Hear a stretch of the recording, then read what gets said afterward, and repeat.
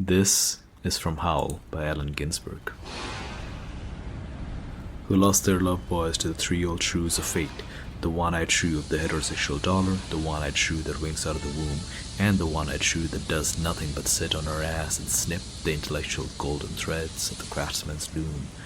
Copulated, ecstatic, and insatiate with a bottle of beer, a sweetheart, a package of cigarettes, a candle, and fell off the bed, and continued along the floor and down the hall, and ended fainting on the wall with a vision of ultimate cunt and cum eluding the last jism of consciousness, who sweetened the snatches of a million girls trembling in the sunset, and were red-eyed in the morning, but prepared to sweeten the snatch of the sunrise, flashing buttocks under bars and naked in the lake, who went out whoring through Colorado in mirrored stolen night cars. N.C., secret hero of these poems, coxman and Adonis of Denver, joy to the memory of his innumerable lays of girls in empty lots and diner backyards, movie houses, rickety rows, on mountain tops, in caves, or with gaunt waitnesses, in familiar roadside, lonely petticoat upliftings, and especially secret gas station solipsisms of John's, and hometown alleyways too, who faded out in vast sordid movies, were shifted in dreams, woke on a sudden in Manhattan, and picked themselves up out of basements hung over with heartless Tokai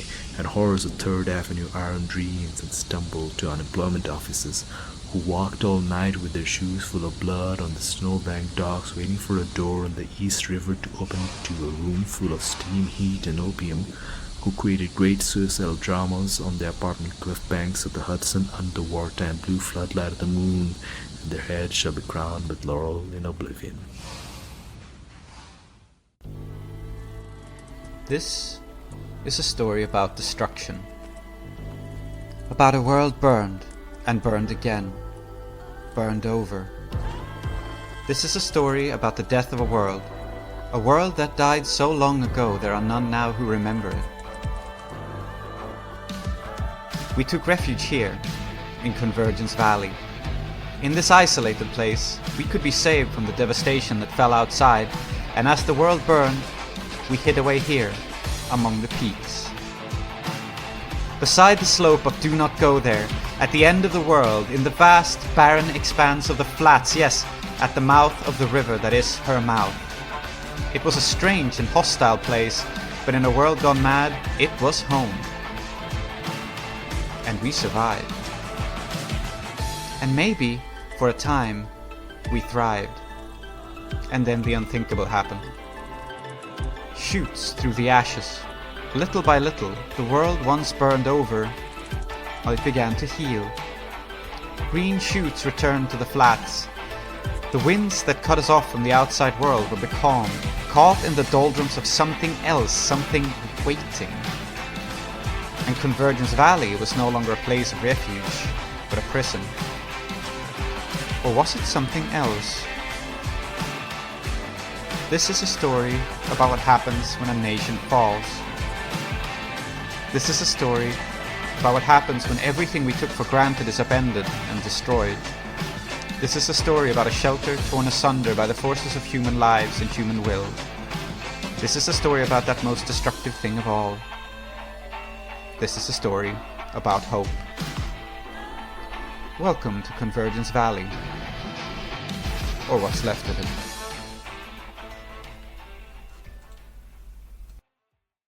Naked muscle. Now recording. Now recording. Should we be recording? I don't know. Well, let's do it anyway. A puddle of now recording. Yes. Yes. In it. Mm. Good. Beautiful. I Okay. look forward. I'm going to start the Audacity. You look forward. Good. Yes, please start Yeah. your Audacity. I look back. Is anybody looking to the side? We need False a binary. 360. No, we need a 360 Okay, degree radius of sight, so we avoid predators. I'm actually Yeah, pretty bad at actually- checking both sides of the road before I cross it. That's because Well, you live in there's our Dhaka sacrifice. and you know that traffic could emerge from any side of the road, including directly behind you from the building. Mm. Sorry to say. Is anyone Wise looking words. up? Oh, there are 5 of us, so we can. Yeah, we can cover up. As well. Yes. Mm. 360 no scope non-binary. What's Anyway. up, dog? Yes.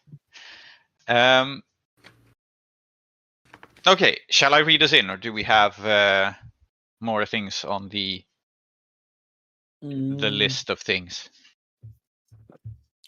I could continue talking about nothing. the moon coconut, but I think we should not do that. Yeah. Yeah. Okay. All right. Well, okay. So I guess not this session things, but long-term things for Lady Iskandaric. So, I do like Salty's idea of having Usher done as some kind of partner. I don't think it's possible to have him as a lieutenant in the short term. So, yeah. At some You are point, in direct opposition to him at the moment, but yes, maybe you can turn this around. Yeah, exactly. It'll take some time. So, but over the next couple of sessions, I do want to sort out my the makeup of my squad, I guess. The other thing I was You want to transfer in some new players? Precisely. But I can begin work on that this session as well, because I have lost 2 guys and I need to replace them with, I guess, local talent. Yeah. The second thing is the Kaivan Kahan. So I was saying to Zoheb yesterday that. Welcome back, everyone, to Desperate Attune and to Apocalypse World Burned Over, which we are still playing. I am your host, Holly, and as usual, we have our madcap team of Ravagers and Raiders in the post-apocalyptic wasteland. For example, Tree. Hello. My cap Tree is resents actually this. very sane, unlike me. Okay. Hello, I'm Tree. They have been doing surgery on me, but they have so far failed to be successful.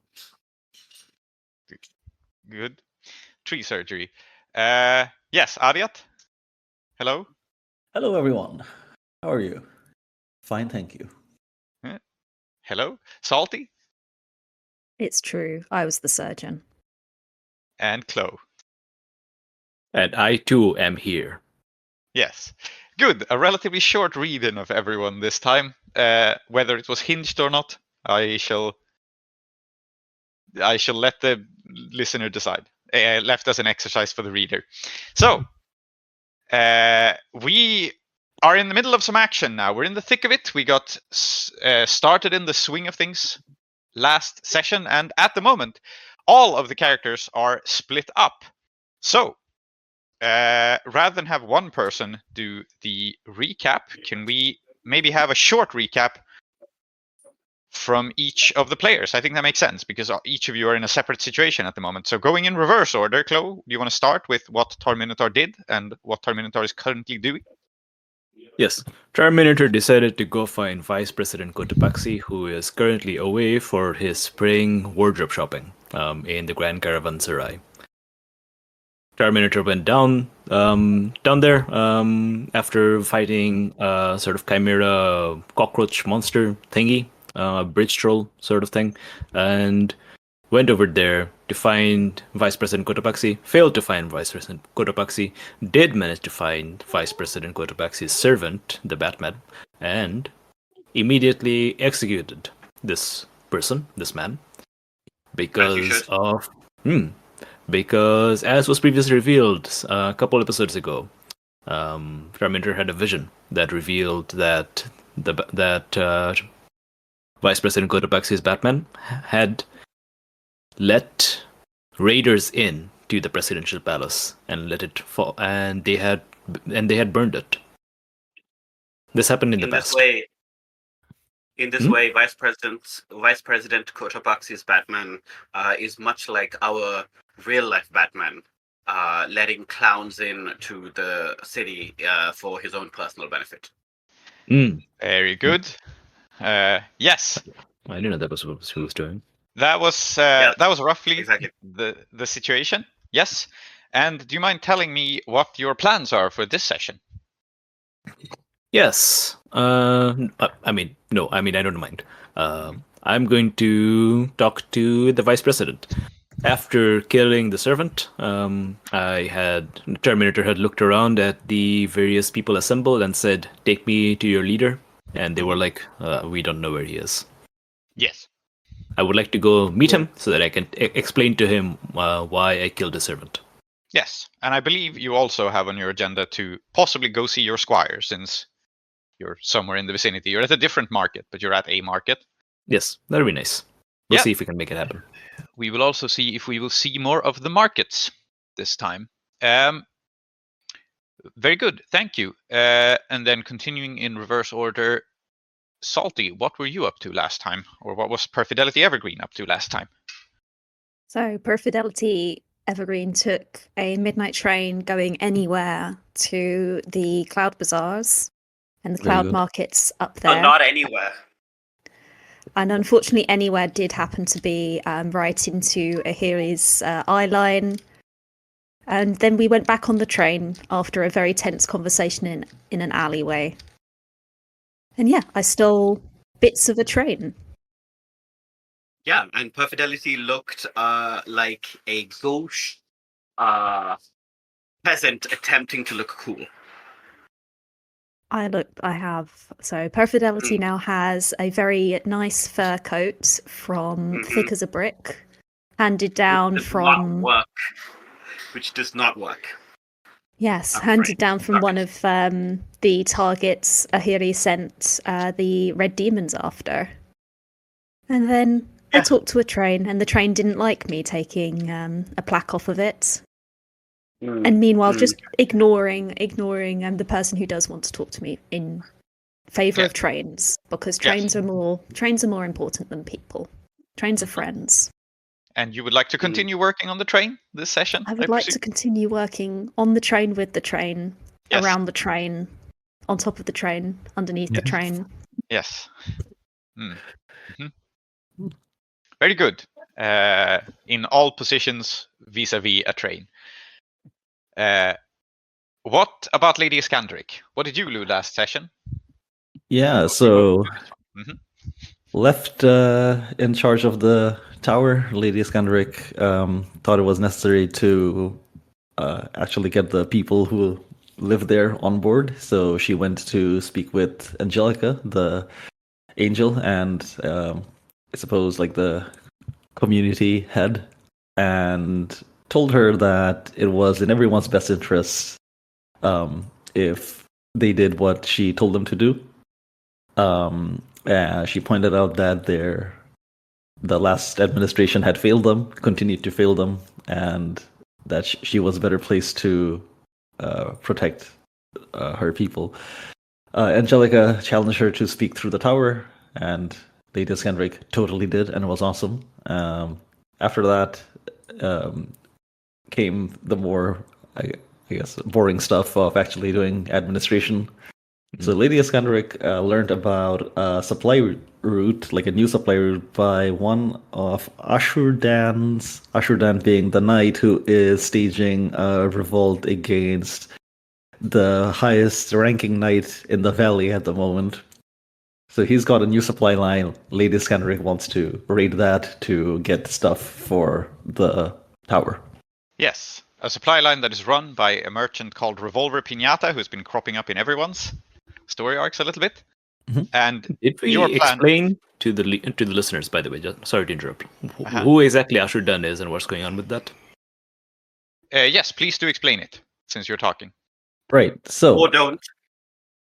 Sure, but I mean, I think it's important to know who Ashurdan is. No, sorry, because... I was making a joke. Please do it. But also, I'm just saying, not doing that is an option you have. I see. Thank you, Trey. So, at the edge of the valley, there is a fortress that guards the main entrance to it. It is called Polemarch's Fortress, is it?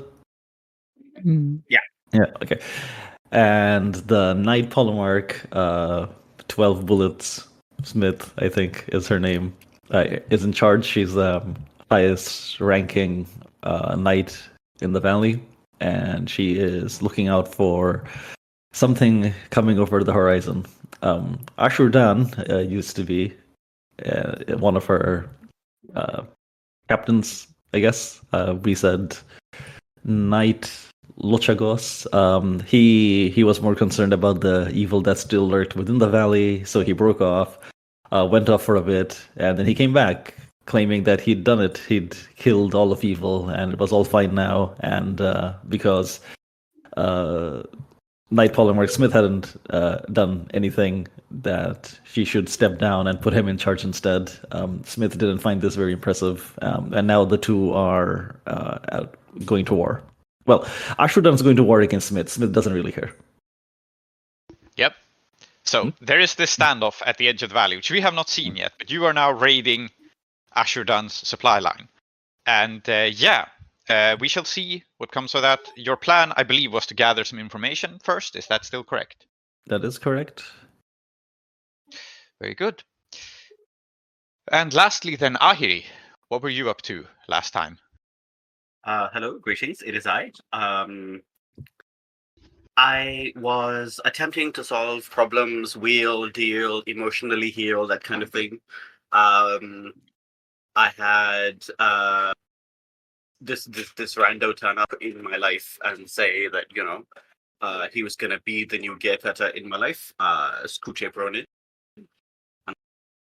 Don't know, it also could be an opportunity. And while I was trying to solve that opportunity, somebody else in this amazing fur coat that didn't work for them at all turned up, and I was like, well, maybe you can solve this instead. And so now I'm talking to the person who runs the train, Kid Gloves, because I think that Kid Gloves could benefit from some help, from some gear cutting. And then maybe also, set up a kind of a defense against the kind of stuff that's going down with, like, this guy, Ashurdan, and, other similar things. Hi, yes. Excellent. And I suppose that is roughly also your plan for this session. Yep. Okay, so that's all our situations. And we shall begin. This time I will also have us open the session separately, since all of the characters are separate. But let us begin by looking at Lady Iskandaric, who is the only person who only has one move to open with this session. And I would like that to be your living day to day, please. Your barter roll. Correct. Okay, so I have money, which is good.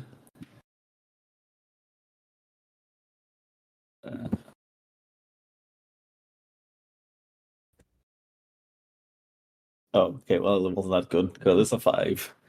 That's what happens when you roll with the wrong channel. Oh, yeah. Well, That's what you deserve. Wow. Oof. Yes. Snake eyes. It is a failure. Despite your money situation, you're not on top of things economically. Mhm. And so something is hard for you and something is impossible. That's how it works. Yeah. And so I will tell you what is hard to come by, and that is good information. You gathered some information last time on the situation with the supply routes. You learned that it is at a river crossing, that your best way in and out is there, among other things. But I think what will be hard for you this time is accurate information on this river crossing. So you know where it is taking place. You know that the best place to strike is when they load and unload things, often on a barge. What you don't know is precisely, well, a lot of other things. It's not impossible for you to find out, right? But it's hard. So intelligence of the military kind is hard. What is impossible to you at the moment? Let me see. I had already decided what might be easy or hard here. I think what is impossible for you to get at the moment is, I think it's breathing room. I think you don't have, you simply do not have time. Things have unfolded so much quicker than you thought. Damn. Okay. So information is hard to come by, and there's less time. Yeah. And so, yeah, the situation is, I think, that you look into this, right? You have surveyed it, you have used the radio to oversee it. And where we will open the scene is that you have found out that a shipment is coming now. And it seems to be a quite valuable shipment. and you have received word of this, but there is definitely a lot of activity going on besides it. So not only is this shipment coming, but there's a lot of people moving about for what appears to be unrelated purposes down by this river crossing. Hmm. Let's see. And yeah, from the lay of the land, you get, I think you get conflicting information. You have Cartometric as your main scout, but you have a couple of people scouting, right? And the information you get in is contradictory. Like there's people moving this way, there's people moving that way, and the shipment is coming, and we do not have much time. Ooh, all right. Lots of people moving around. The shipment is coming. Yeah. Okay. I think. Sure. We can just jump into the scene then. Right? Yeah. Unless there's Yes. something else. Absolutely. So, I think what is happening is you have been planning on gathering some information, and it might still be that you can. It's just hard, and you have little time. But I think we open the scene on you and your gang rolling out on your four-wheelers, because it's the situation that you don't have to attack right away, but you definitely have to get into position right away in order to prepare for this. So you have to leave the tower in a hurry, and you can tell me if there's something you try to do first. But like I said, there will be very little time to do it. So No, unless I think, you, yeah. And I said, since time is impossible, I think we just gotta go for it. Right? Mhm. Yeah. We just like the. So I think news has come. Yeah. Yeah. And we're out. So I think we open on your gang of four-wheelers rolling out. You're motorized. You're on your vehicles. You're heading down towards where you know this river crossing is. And in fact, where you're driving at the moment is along the railroad that connects the rail mall back to where the rail mall is. There are these railroads that crisscross the valley in kind of mysterious patterns, which ones were operated by multiple trains, but now the rail mall is all that remains, except for the little trams in the cloud market. There are a few other mobile places, but they travel much less far. And so it has a look of being this like semi-abandoned railroad, like grass grows between the sleepers, and there isn't much in the ways of whereabouts. But then you come unexpectedly to a railroad station, and as you're kind of trying to head by stealth down to where the river crossing is, you realize that there must be someone here in the station. Okay. And so, yeah, the question I have for you here is: do you attempt to approach this unexpected railroad station by stealth, or do you just blaze past it and head for your target? Like, how do you want to play it? So the situation is: you're driving down the railroad. There is a station that somehow your scouts overlooked when they were scouting out this place. There are people there, and it is between you and where you want to go. Okay. Cool. So just so I'm clear on the stakes here, so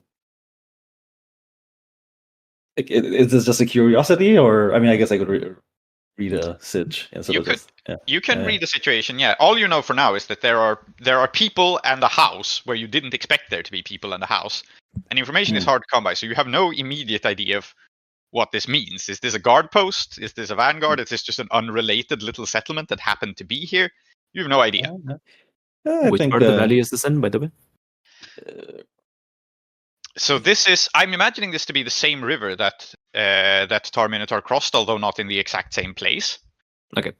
So we have the flats on the opposite side of it, which is not where you are coming from. And then we have where the shipment is coming from is, I think, mysterious. We never really pinned that down, but it is probably coming from Polemarch's fortress. Okay. Being headed down the other way, because I think this is a trade caravan. This is not a supply run to Polemarch's fortress. This is money being supplied, valuable goods and resources that somehow Ashurdan is looking to trade for something, something like that. Yep. Yeah. We never really pinned down where locations are in relation to each other. Nope. No. This is true. Maybe we should be more specific about that. But I'm imagining, at least, that because Polemarch's fortress is east in the valley, is it not? Or am I wrong about that? Oh, we never said. We never said. Well, then now I'm saying that it is east, and there is a caravan coming westward from it that is headed towards the markets, which are probably more central to the valley. Okay, so it's a shipment coming from Fullermark's footprints, not going to it. That's interesting. Yep. Okay. So it is.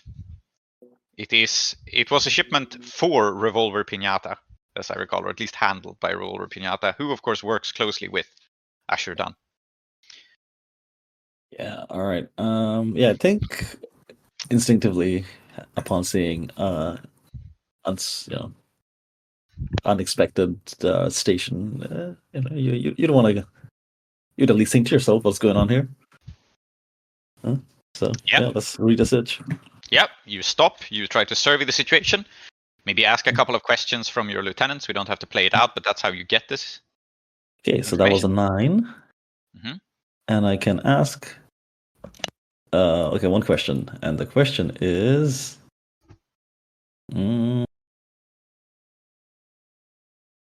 yeah, I think I just want to know if there's something funny going around here.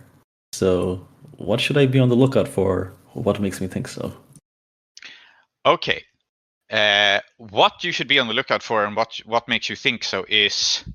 Yeah, okay, so I think it takes you a moment, and I think none of your crew really spotted this because your crew is kind of low-tech, but you have recently familiarized yourself with the more advanced communications equipment that is available in this valley, right? The station has a radio antenna, and it does not look like it's an old world radio antenna that's just kind of still there. It looks like it's been put up since, which means the people in here can send messages. Oh. And they can send messages, well, with a radio, so instantly. And you suspect that they are the sort of people who, if they have a radio antenna and they live here, they're probably the sort of people who use it if they see heavily armed people around. Yeah, okay. So there's no heavily contingent of guards here, but there are definitely people here who can report on your movements to, well, whoever it might be, you're not sure, but you should definitely be on the lookout for it. Yeah, well, since it's here and looks interesting, I think we'll stop. We'll stop. I feel like we've been driving for a while anyway, right? And Yeah, you gotta. You're you gotta getting stop every close now to and where again. you want to go. It's just the case that you must stop occasionally, of course, but yeah, you are not entirely sure on where this river crossing is going to happen, but you're getting near. Yeah. Okay. So your engines pull to a stop some distance away from this station, and your people eye you kind of cautiously, wondering what's going on, but no one questions it. Yeah, and the Iskandaric just goes, "All right, boys, we're taking a little pit stop here. There's people in there, so we're gonna approach a bit slowly, fan out, converge in the center. Once we know the place is safe, we'll take a little breather, right, and be on our way." Okay. It sounds like you're triggering the leadership move here because you're trying to instruct them to do a kind of complicated maneuver. Is that fair? Yeah, sure, yeah. Then let us see the leadership move and let us see how this goes.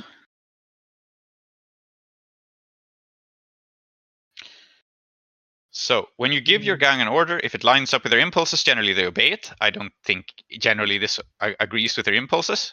If they won't, roll plus hard.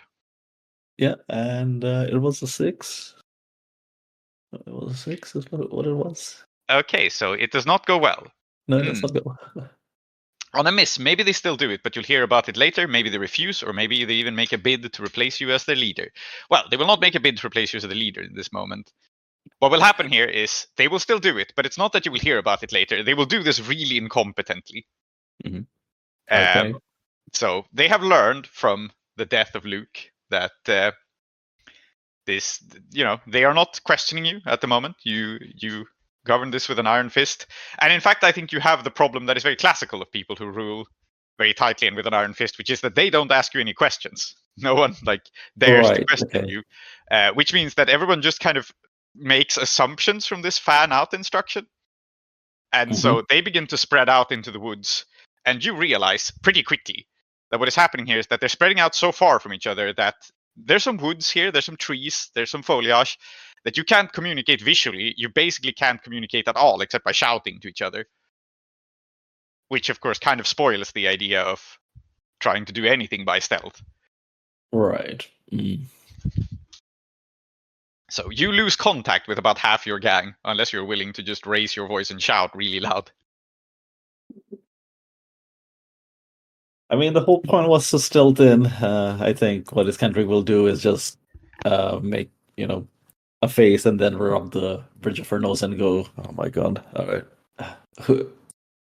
And to the ones that are still nearby, she'll say, Yeah, you know who you have nearby? Your lieutenant, thick as a brick. He is Of the one course. who stayed closest to you and the one you can easily communicate with. But He's go a great on. listener. he's a great listener.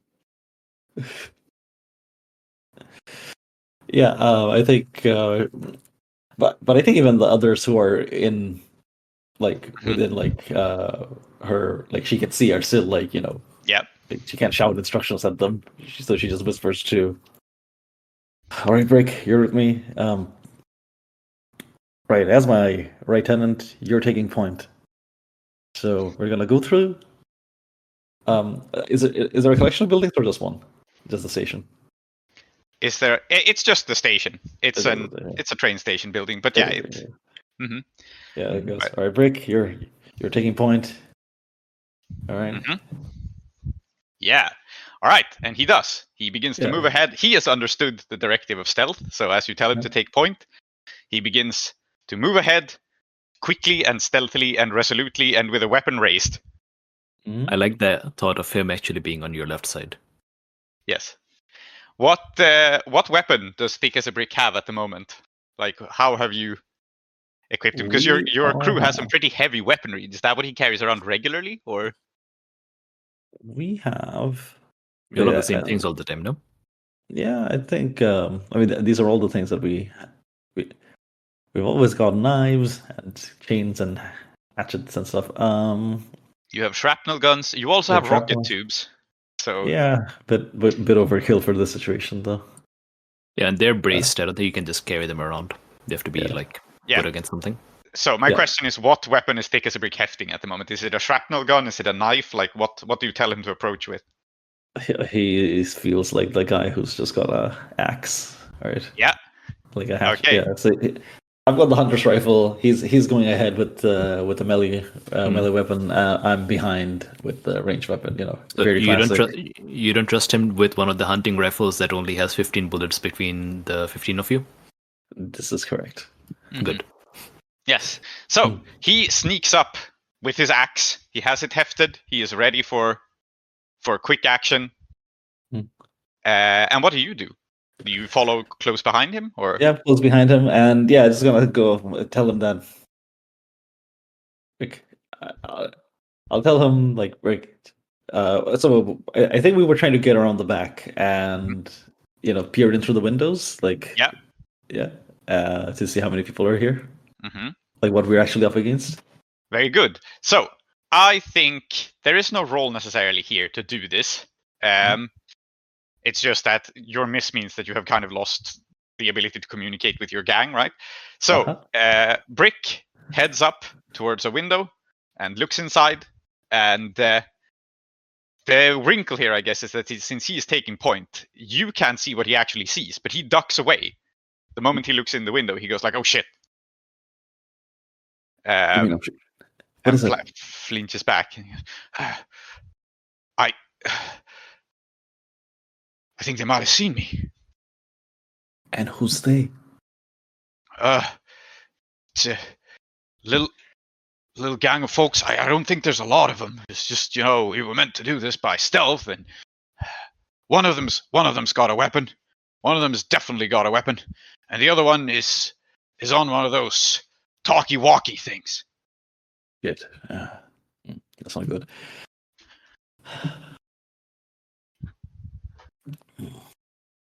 All right, fuck it. We're going in front and central. All right. Yeah. Take us a brick. I think is a fairly large fellow. Yeah. I mean, he is a brick. and I'm going to instruct him to kick the door open, and and the ones of the gang who are like who I can still see, I do the military finger like hand signals that we're going in. Okay, Right. yeah, you're going in hot on these We're people. going in hot. Yeah, very good. So, Thick as a Brick takes the axe and just bursts open the back door, which is next to this window, and rushes in. And I feel as though there is a move here, even though it is your minion that's starting this. So, Act under fire? yeah, I think it's act under fire. Hold it together under stress. Yes, makes sense. So roll plus cool.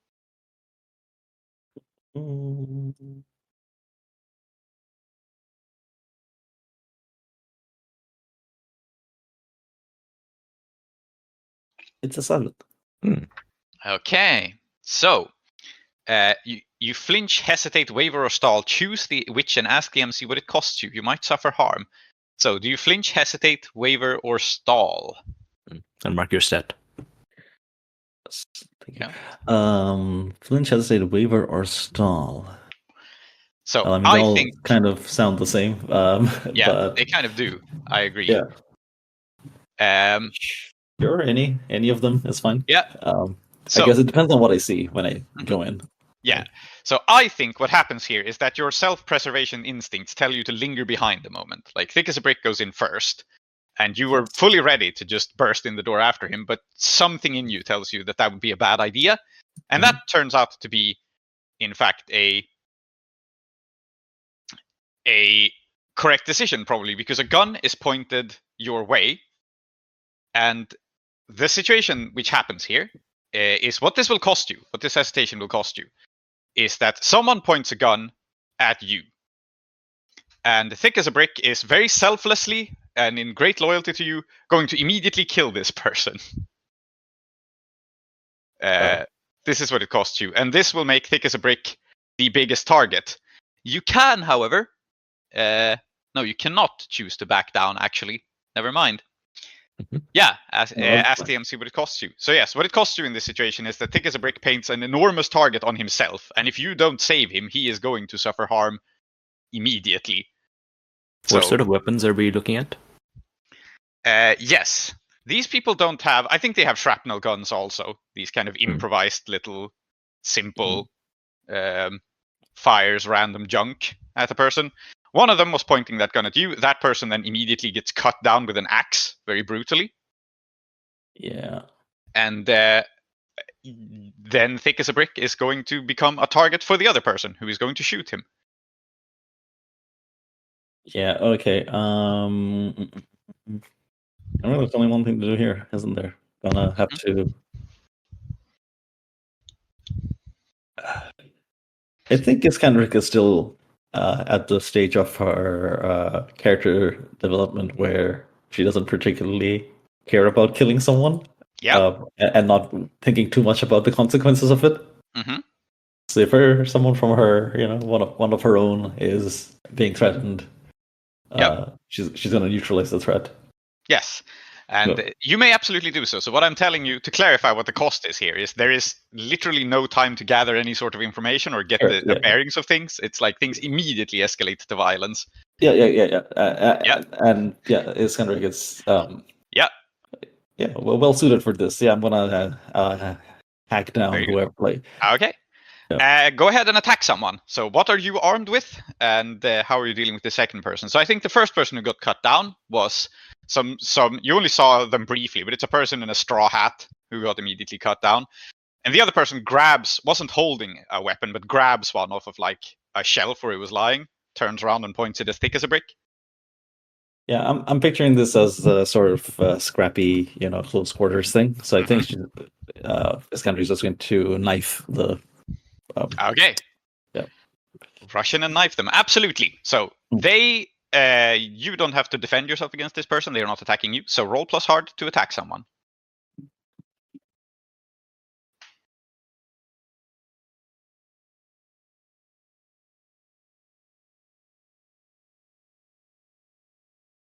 It's a 9. Okay. All right. So I get to choose between. 1. Yeah, I can inflict terrible harm, seize hold of something, get them out of your way, knock them down. Well, I suppose if I can do it in a controlled way, and then some martial arts is fine, right? I think I can get them to. I can seize their weapon, disarm them. Yes, I'm looking now at the harm. So how much harm do you do, and where do I see the harm table to NPCs? I have lost this. I think it's a choice between doing harm or doing one of these other things, isn't it? Or no, it just says it's to harm. Okay, the knives are to harm, yeah. Yeah, you do your harm and choose one, I think. I don't think it's an or. Yes, because on any hit you inflict harm as established, which is your 2 harm, hand, brutal, wicked knife, and then you choose one from the following list as well. So you might actually do 3 harm, and that kills most people. Okay, well, 2 harm's fine. And Holly, the page is 15 on the MC ref sheet. Thank you.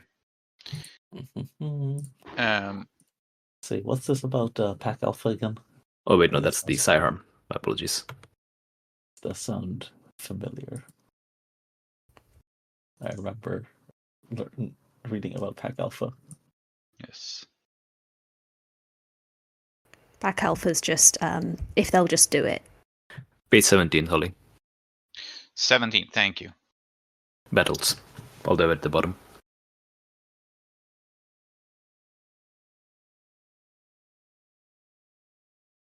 Yes.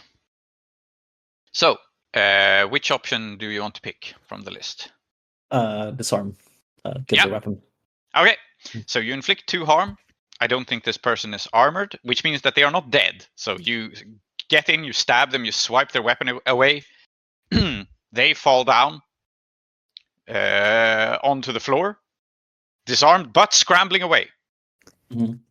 Like rolling away from you, ducking in through a doorway. I think, in fact, going down some stairs, because it turns out this place has a basement. So, okay, anyone else here? And bleeding and wounded, they head down the stairs. And yes, there were 3 people in the room. The third person, who is holding what Thick as a Brick was describing as a talkie-walkie, is in fact the radio unit. So it's like a unit. It's like a amateur radio kind of thing, definitely cobbled together way after the fall. And it will not remain an amateur radio for very long, because Thick as a Brick is smashing it in a blind rage with an axe. Oh god, alright. And immediately wrecks it as this person rolls down the stairs. There was a person holding the actual unit, actually talking through the microphone, who is flinching back and running away. Yeah. I think I'm gonna.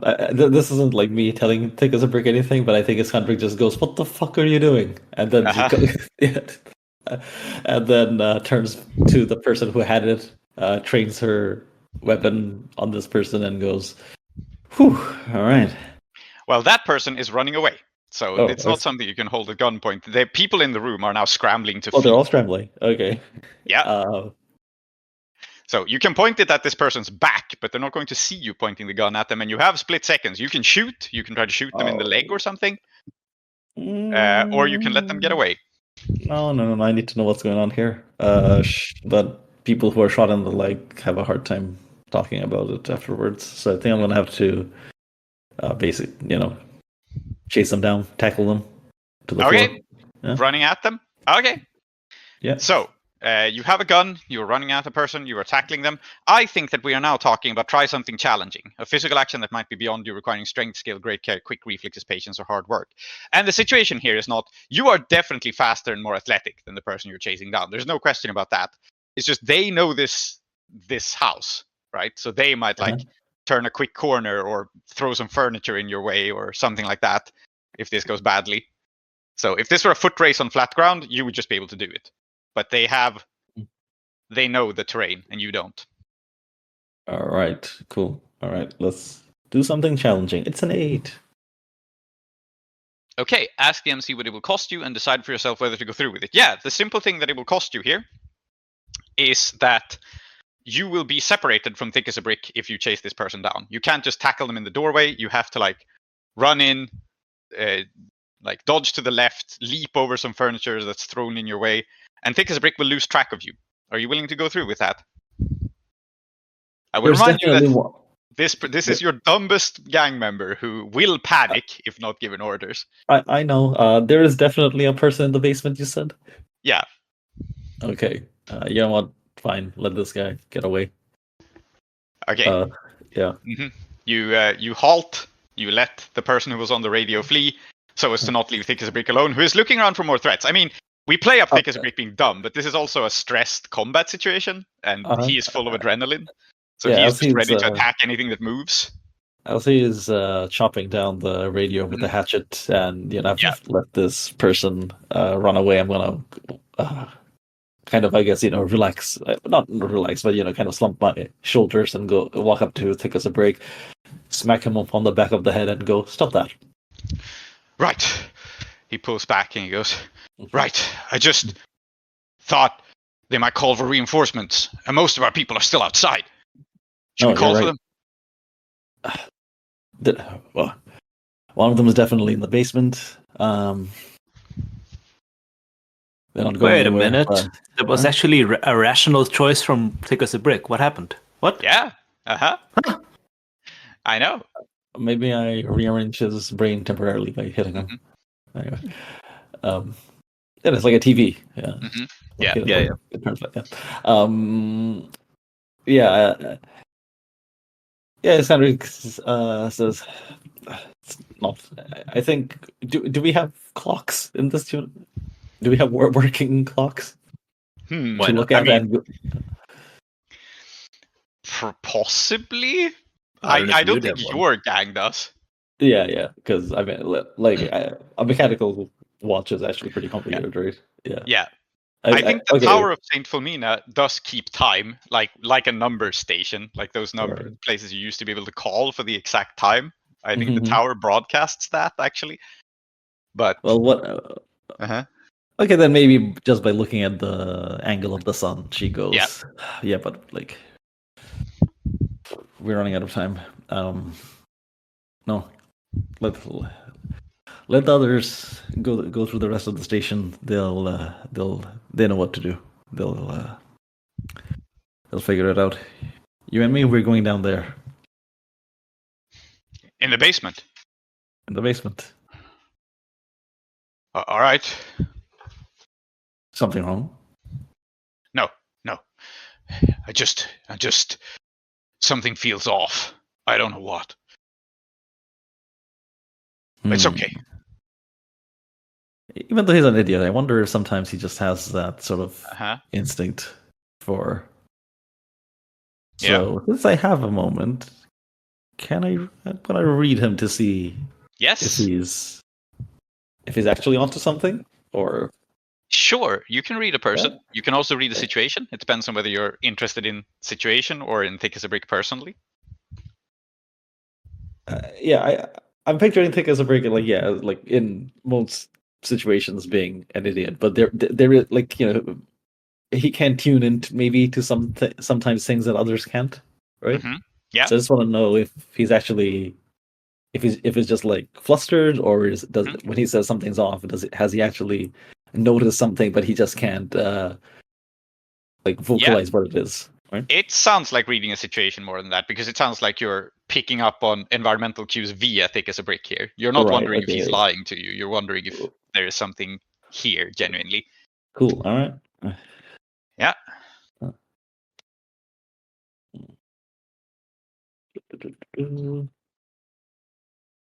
All right. 13. 13. 13. You get 3 questions right now. And you see +1 to act on the answers as you try to feel out Thick as a Brick. Well, so after this, should we switch focus? We've been in the scene for a while. Yes. Yeah. I'm thinking that. Just going to establish. We can cut out the basement entry. Yeah. But take your questions.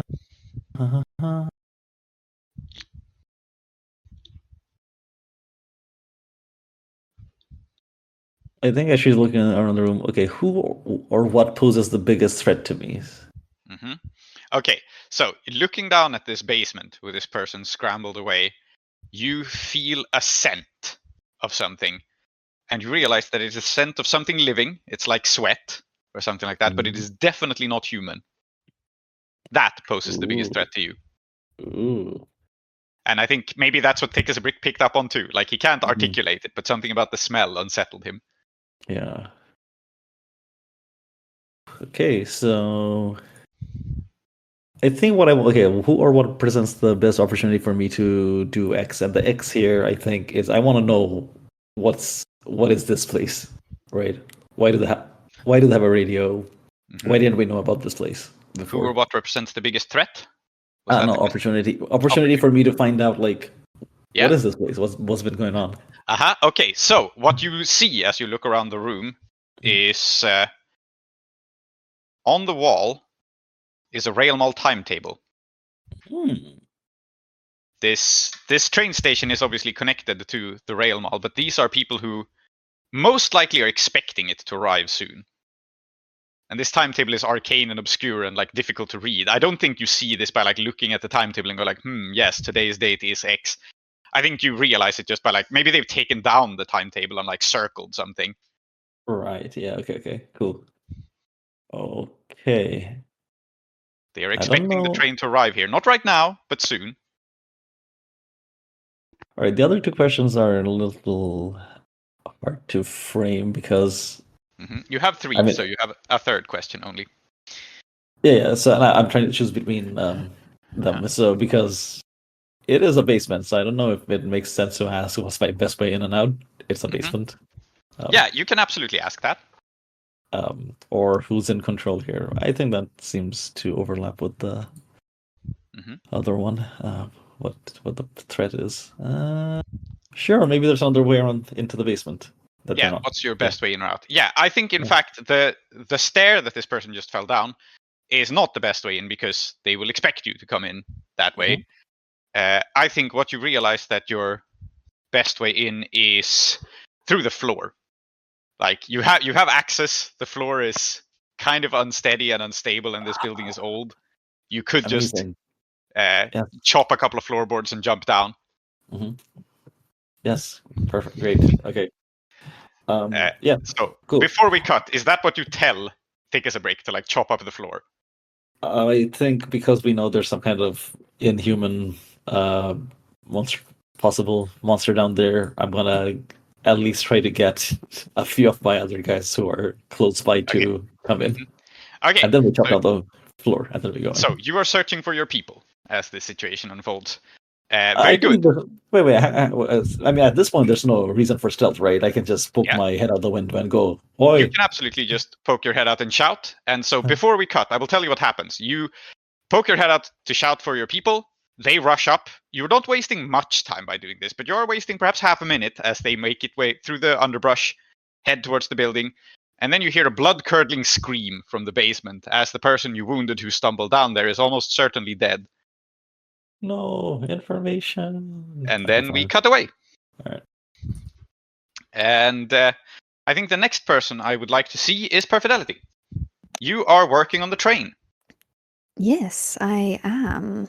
So first, I make my ear to the ground move. Yes, you do. I do that before I live day to day. So I roll plus cool. And I will name... You know what? I'm going to do the one I haven't done yet. I would like to name Polymarch's Fortress, where I have a trade agreement here, goods for goods, food and basics for parts and tech. That's where I'd like to learn about. Good.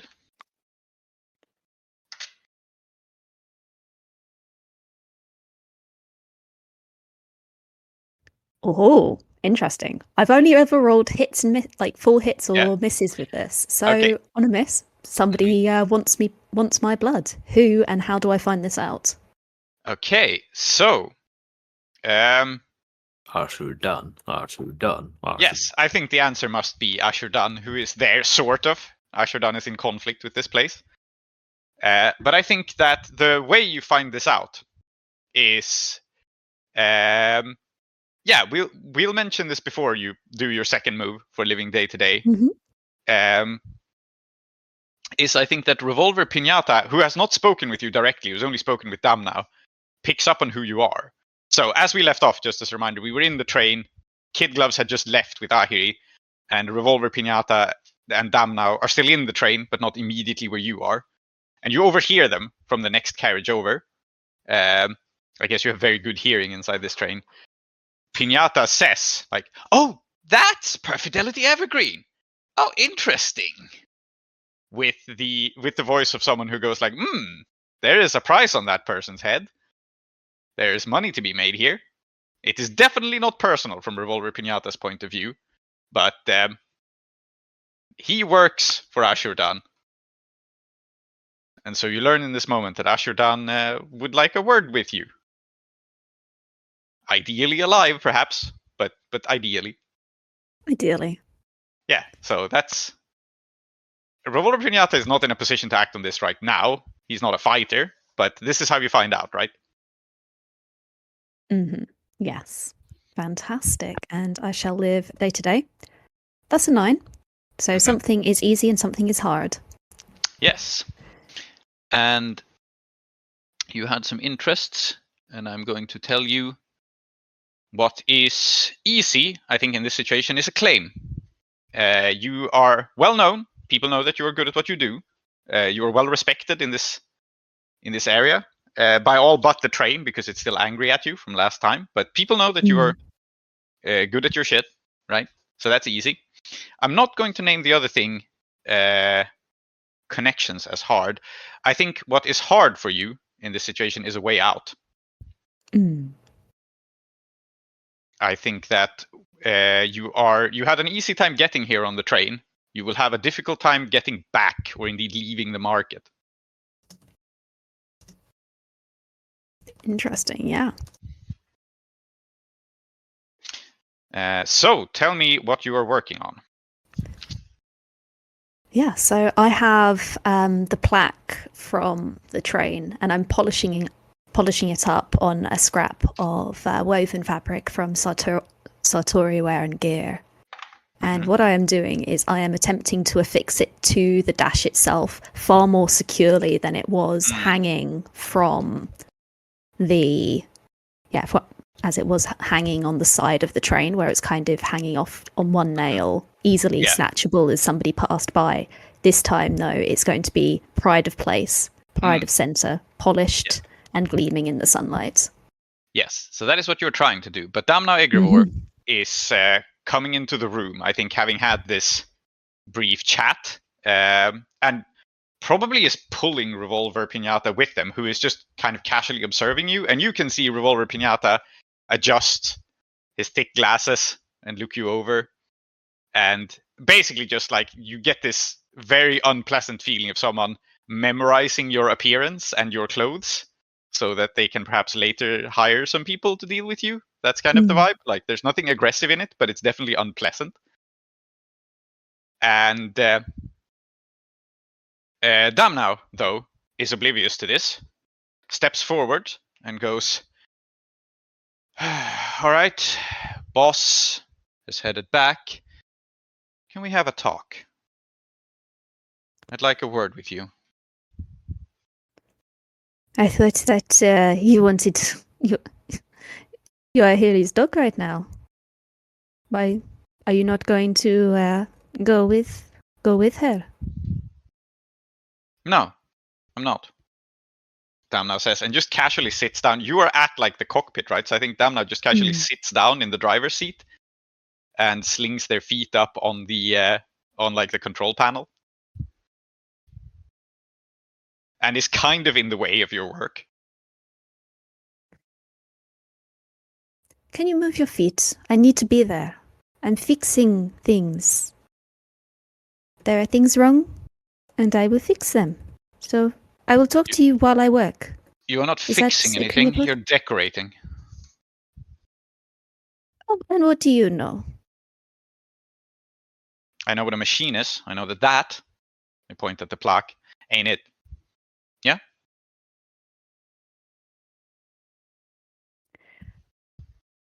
Sometimes I know you are good at the shooty gun thing, but Damnou,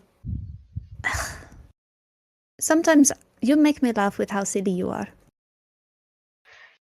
Well, the feeling's mutual. So, Tar-Minotaur still alive, eh? Yes, she is. No thanks to you're- you. I know, we talked that over just before we got here. What I'm curious about is, what are your plans? Still gonna follow the old knight around? Still looking to rebuild the old world? Is that it?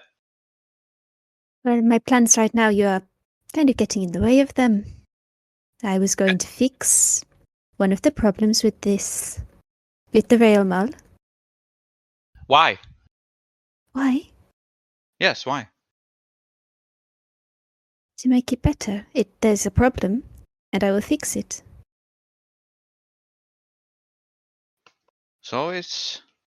That's always how it is, isn't it? So there's a problem, and you'll fix it. You always seem to be putting out fires, always fixing some little problem here, some little problem there. That's exactly what I'm wondering about. Don't you have plans? Don't you think about the future?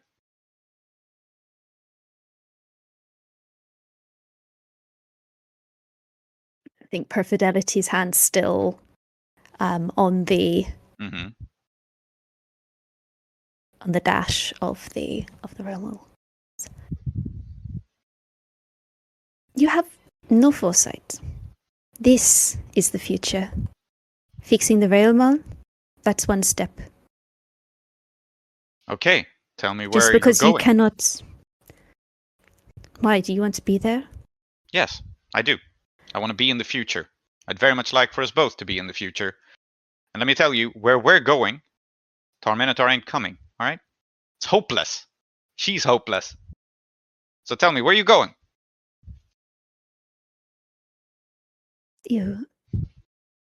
And Perfidelity's hands still properly, and she turns to Damnou. You want to be in the future with me? Yes, of course I do. Why do you think I left old Buckethead? Because old Buckethead is not moving anywhere. Haven't you realized that?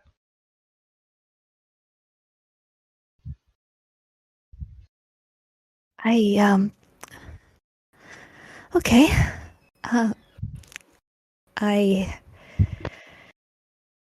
I'm going to move her.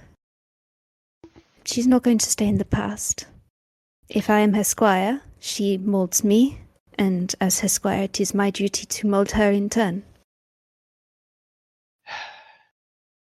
Yeah, that was the ideal, wasn't it? I know. I've been there too. No. Why does it have to be mutually exclusive? Why can't she be in the future with us? And I think Perfidelity moves forward, takes her hands, smooths over the metal prosthetic parts. Mm-hmm. And Damnou looks softened suddenly, hurt almost, and says quietly, "You think I didn't try? You think that wasn't what I wanted? I was loyal to Tar-Minotaur, okay? I was loyal in spite of reason, in spite of everything. It didn't work. You do realize Tar-Minotaur is in love with a ghost, and that's never going to change." Do we think read a person is interesting here? Yeah. Yeah, I think it is. Mm-hmm. Let's read a person here, because it is definitely a charged interaction. Yes. Yes, it is.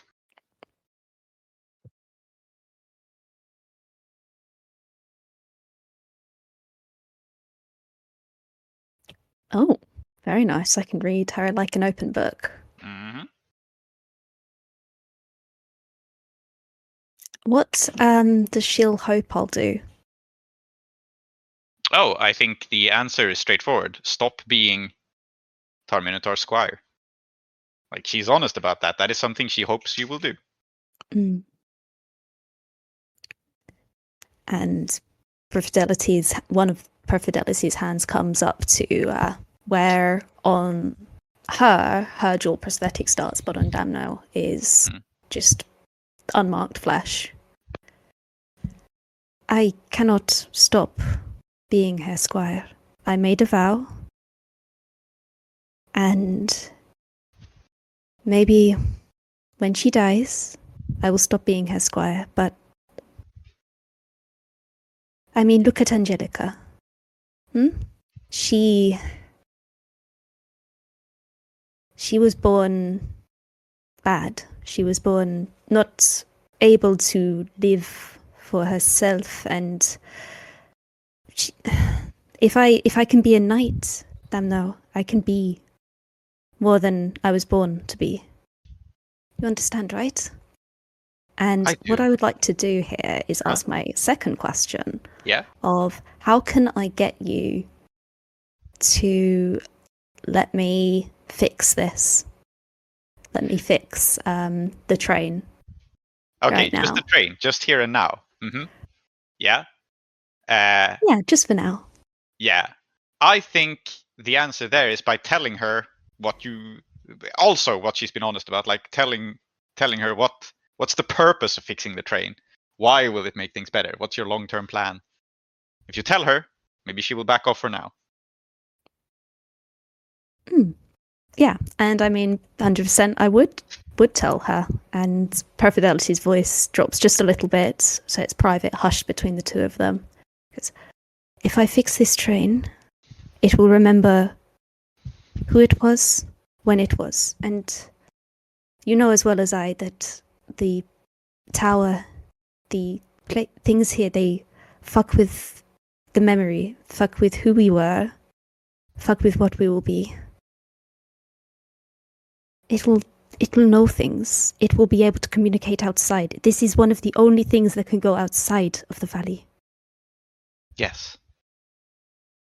Yes, Damnou says, and she takes her feet off of the panel and backs off and gives you the space to work. And just says, "You ever wonder why? You ever wonder what's up with the fog over the valley?" And now she says it quite casually. Now she's giving you space to work. This is just like a casual little talking as you work along.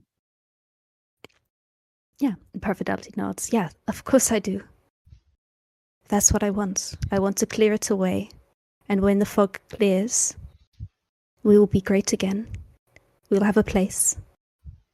And anything that comes against us, we'll have to recognize that we are the future. We are the horizon. We are the sun on the horizon. Yeah. And it'll be nothing like how it was before. It will be nothing like it was before. And I would like to know, how is Damnou feeling? Damnou is feeling pity for you, for like hopeful and pity, hope and pity at the same time. Hope that you are also seeing a way forward, and pity for still clinging to this fossil Tar-Minotaur.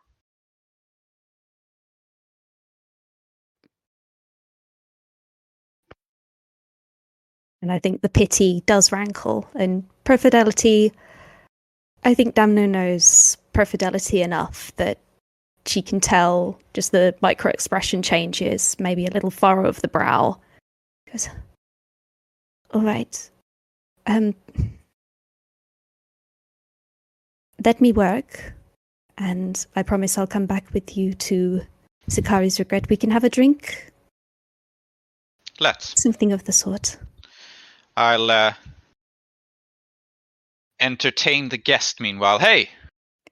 And Damnou turns towards Revolver Pinata, who's been somewhat distant from all of this, and just goes like, "You were coming by Sakari's Regret too, yeah?" And Damnou here just basically goes into like a sales pitch, like throwing someone into a pub kind of pitch, you know, trying to get Revolver Pinata to also attend, which is not actually because it's partly because Damnou works for Ahiri and this is good for the bottom line, but it is also explicitly to get Revolver Pinata away from you and give you space. Damnou is actually doing you a favor here, and I think that's clear.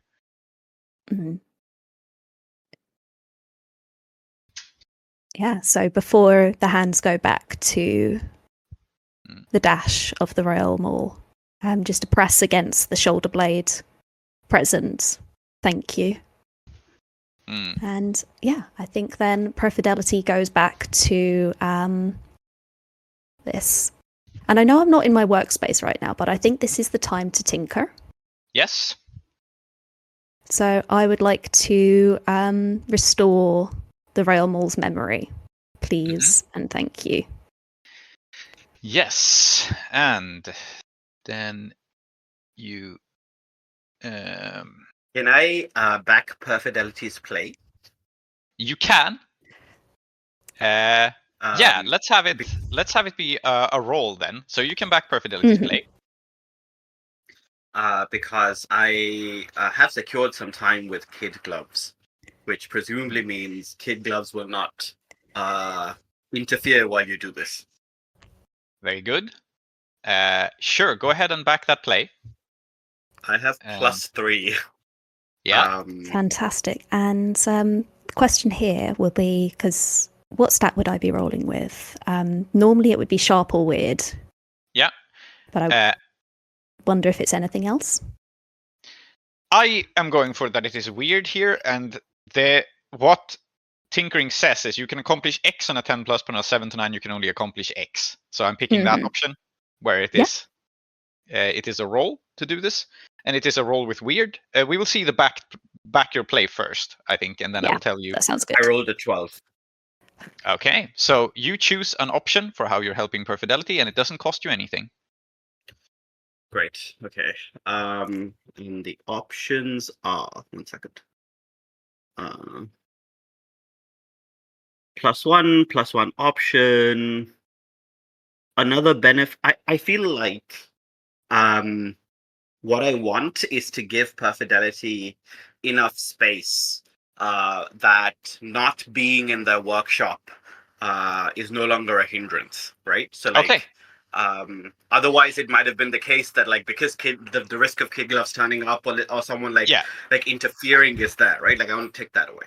Yeah, how I'm going to frame this then is that how you're helping, Ahiri, is that you are distracting kid gloves while at a distance so that Perfidelity can use the tools that are already here. Yeah. So this is a little bit of a flashback help out. You got kid gloves away here. You got kid gloves interested enough in a conversation and checking out the sauna that kid gloves forgot to lock the toolbox, and it is conveniently left unlocked. And so, very fair. So then I will take away. I was going to tell you 2 costs for this, but I'm going to take away the other one then because you have tools. So now it's just a straight roll. Thanks to Ahiri's assistance. And what I will tell you is you can accomplish on a 10+, you can restore an old memory. And some more recent ones. But on a 7 to 9, you can only restore, for now, a more recent memory. In either case, though, you will be able to share in it. Sounds good. Yeah. And you will note that even on a 10+, you cannot restore all of the train's memories in this one action, because it's just one plaque. Just the one plaque. But don't worry. It'll be fine. It's going to be a long-term project. Yes. I'm going to see this train. This train is actually going to be my best friend. Yes.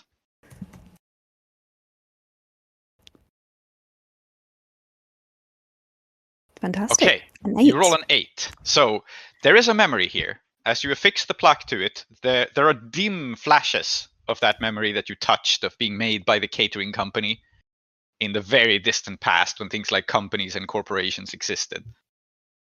But you do not connect with those. What you instead connect with is that you realize that somewhere, maybe in the valley, maybe outside of it, but certainly somewhere very obscure, where people never ride on the train, is a service station, is a train garage, is where the train sleeps. And it remembers this, and it remembers its mechanic, who is, of course, King Nebuchadnezzar. And you have a dim idea of where it is. You probably could not get there without the train, but you might be able to, say, hide on the train and know when to hide on the train Hmm. for kid gloves to take you a place where passengers are not meant to go. You now know that if you make yourself a stowaway on the train, you could find the place where the train sleeps. Mm. And I think here, Perfidelity places one hand on the dashboard of the train over one of the levers. Remember, I'm sorry for what I did, but I hope that this, in some small way, brings you peace.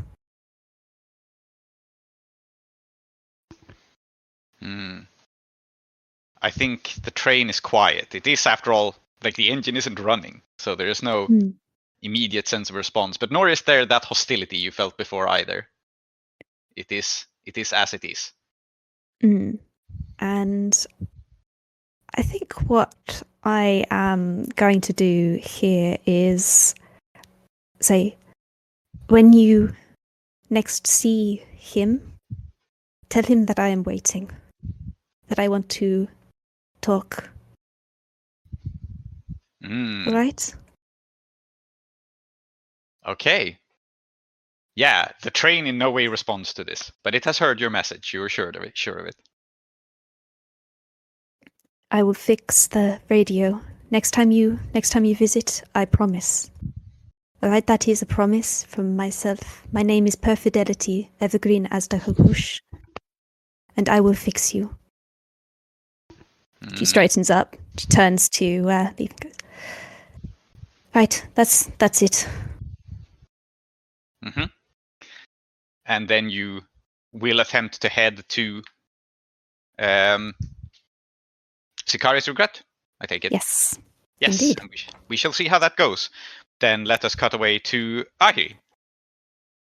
Yeah. Indeed. Yes. So,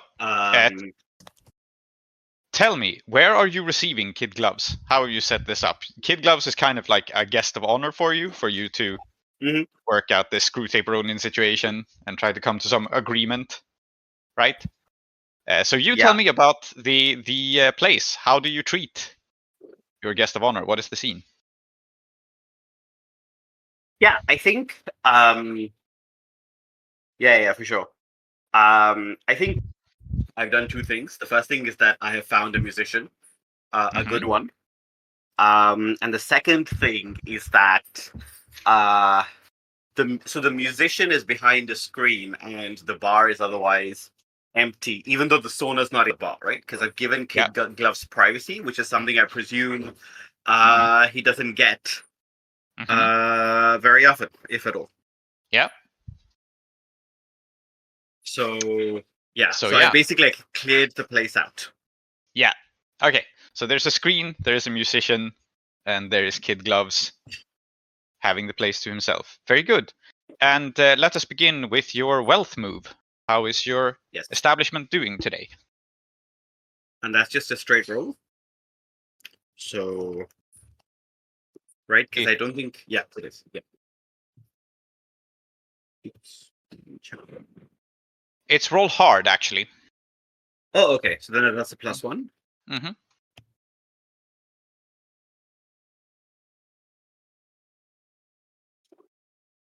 I rolled a 12. Okay, so you're holding a venue has all of its surpluses. So you have a surplus of... Remind me, what does the venue have a surplus of? My surpluses are always information, +1, and +1 barter. Yeah, that's it. Yeah, so you have good access to gossip news, and then you make your barter move with +1. Yeah, the business is going well. You have more money. Let's see if that actually helps you. Let me press hard also, because I rolled it. Yeah, okay. So I will roll +1 for day to day. Yep. You roll 0 +1 for... Yeah, it's a 9. So what is easy to you definitely here is alone time with Kid Gloves. Which I think is the thing you're most interested in. Like one-on-one time with Kid Gloves is not going to be complicated for you. You've set yourself well up for this. What is going to be hard for you? You had 2 suggestions for me, and I think I will take them both. What is going to be hard for you is Screwtape Ronin's attention, because I think Screwtape Ronin is a busy man with many heavily armed apprentices. Yeah. And Kid Gloves has, he's around somewhere. He's still interested. He has no other place to stay, but he is not very interested in Kid Gloves. Like, and like it's a new weaponsmith in town, right? Like there's, and especially since like I've asked him to push off while I take care of another client. There's loads of people who want to butter this guy up, which is the key issue that I'm having, I think. Yes. Yes, but that makes sense. But few of them want to host him. Most of them just want to buy stuff from him. So he still, he still lives here, whether you like that or not. Yeah, for sure. Yeah, absolutely. All right. And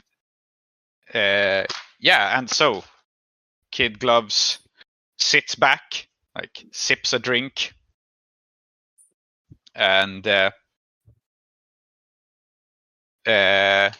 raises an eyebrow and says, "So, quite a lot is changing, isn't it?" Yeah, tell me about it. And I feel like, by the way, we're in the sauna, so we're both like wearing almost nothing, I guess. Yeah. And therefore we're drinking. Yeah, go on. I guess the question with Kid Gloves is, does Kid Gloves still wear gloves in the sauna, do we think? Oh, man. Yes. I think... Yes. 100%. Yeah. I think what's happened is that I have given Kid Gloves a few minutes before I enter, so that she can remove the gloves and wash her hands and etc. and then put them back on. Yeah, I think that has happened. So I think... This is just a big Imperial Rajway, which I've said before, but I'll say it again. Indeed. Yes. Seeing so somebody's hands naked, oh my god. Kid Gloves is very particular about this. So Kid Gloves is wearing gloves. And I think that's the extent of actual clothes being worn. Maybe there's a towel or something, but definitely not wearing any other clothes. Is leaning back and I think has a tendency to touch her hands quite often. And does so now, like these little like wrist stretches. And says, so quite a lot has been changing in quite a little time. Unfortunately. I did hear, by the way, on my way here that there's been more than a few changes up at the tower. There's definitely rumors afoot that Ashurdan is making a move, which of course you know because you've already received that slimy grease ball. It didn't seem like you were enjoying his company, by the way. I was not. No, I am in service to the market. I am in service to what is needed. I go where the train needs to go. But make no mistake about it. The slime ball is not a merchant. The slime ball is a weapon. Yeah, that seems about right to me. And I want to be clear, I'm not against weapons. They have their place. But Ashurdan does not know how to wield a weapon, which is pretty much why I'm convinced he has not done any of the things that he says he's done.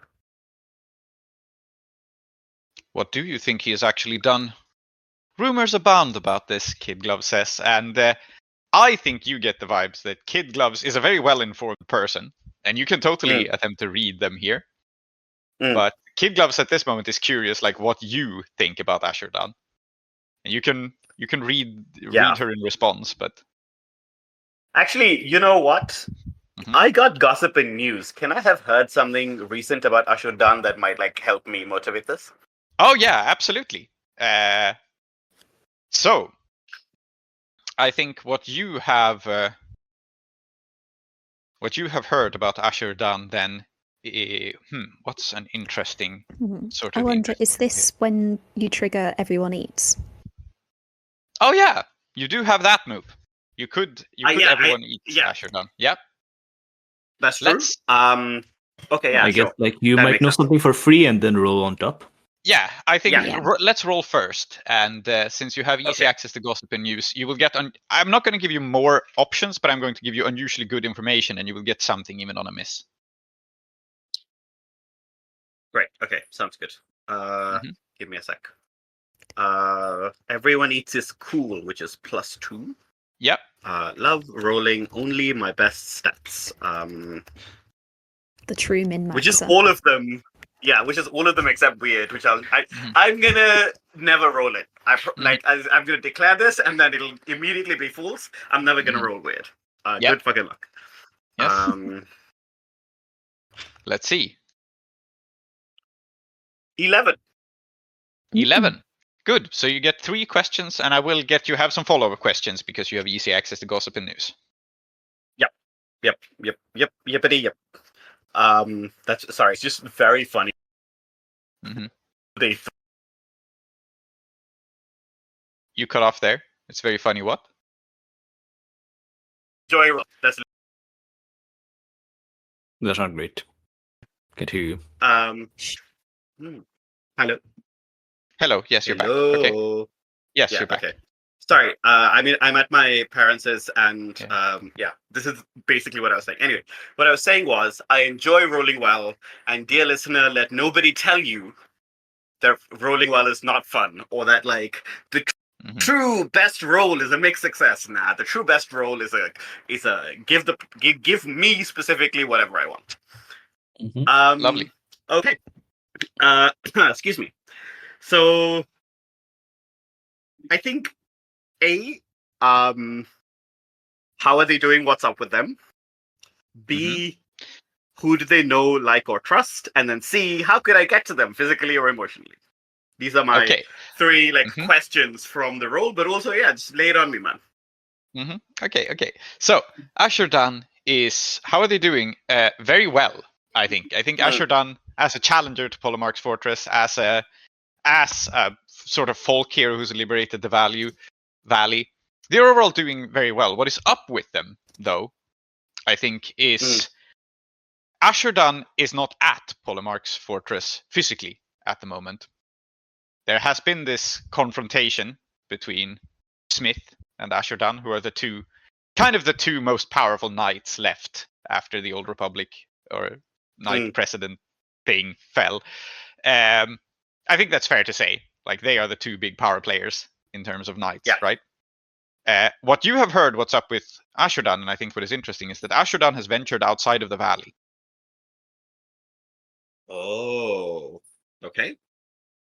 Not far outside the valley, like not left on a long quest as with the slaying of the things, but supposedly has been outside it to something else that is nearby, which is difficult because there is this fog that surrounds the valley, which is very difficult to navigate, right? And it's Ashurdan almost like Ashurdan is doing the same thing that what's their face from session 1 did by ill-advisedly exiting and permitting someone to maybe take over. Just a thought.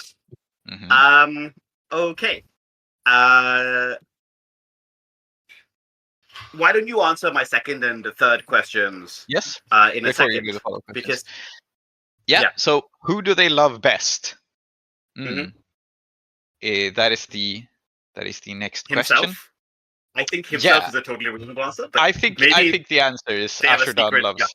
The secret, the answer straightforwardly is Ashurdan loves Ashurdan. He is kind of self-absorbed, but I think the answer, interestingly here, is also not Revolver Pinata. This is a person who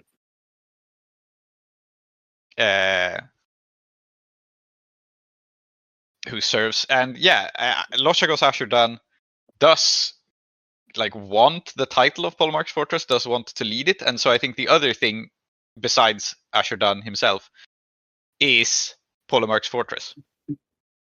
Actually, Ashurdan does really, really like that fortress. It's a cool fortress. They're all saying it. They're all saying it's one of the big, great fortresses for sure. Okay, and then question 3 was how can I get to them?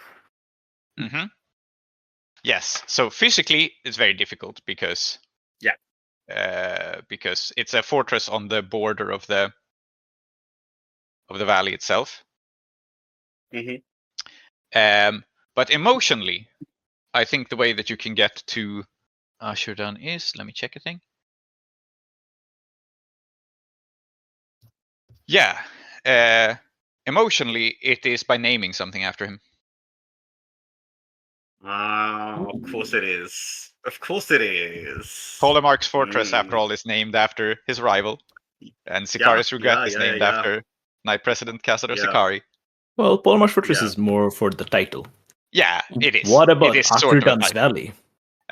Yeah. No, Think come big. on. It's got to be Ashurdan's old-fashioned. Mm-hmm. Yes.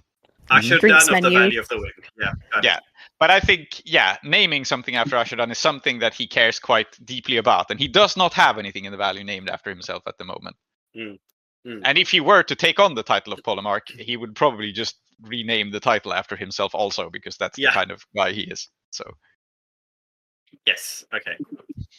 So I will remember this, and I will just kind of take a sip of my drink and say, the man is so self-absorbed.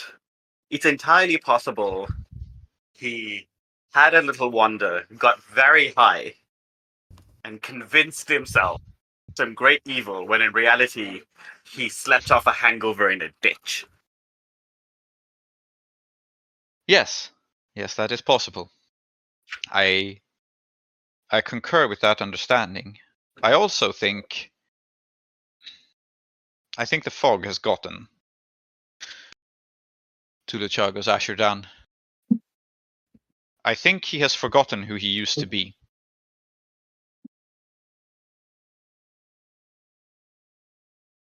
I understand that he was someone else before he was this, but that man is difficult to see now. Yes, and there are reasons why we do not venture outside the valley. That is the land of forgetfulness. He's left again, I hear. He's left Has he? again, and he's left the valley unprotected. I think this is news to Kid Gloves, because you do get one up on Kid Gloves here, right? You succeed better. So this surprises Kid Gloves and goes, leans forward. Goes, alone? Oh, that is very unwise. That is very foolish indeed. I think that he has begun to believe his own legend. And it is exactly this kind of legend that is going to get us in trouble. We cannot afford leaders like this. I concur, but it is not my business. I wash my hands of who leads the valley. I am just here to guide the market. I do not ask you to determine who leads the valley. I ask you, what do you think will happen to the market if Ashurdan falls down a cliff and breaks his neck, as is very likely to happen? I think so. Unless you want to make a move here, Kid Gloves will just answer honestly. Mm-hmm. And Kid Gloves says, and I think this is perhaps a fault in Kid Gloves' personality as well. Kid Gloves just says confidently, nothing. The market is eternal. The rail mall is older than Castador Sicari. It is older than anyone now living, and it will continue to exist long after everyone now living is dead. Yeah, I think I'm going to try and reason with them now, because I think I will. The rail mall, not the market. In the same way as you are not the driver. We are people. We don't embody the things that we interface with. I'm not even saying that Ashurdan is an incompetent leader. I'm saying that the kinds of mistakes he's making is going to leave us all very, very vulnerable. And the rail mall may well survive.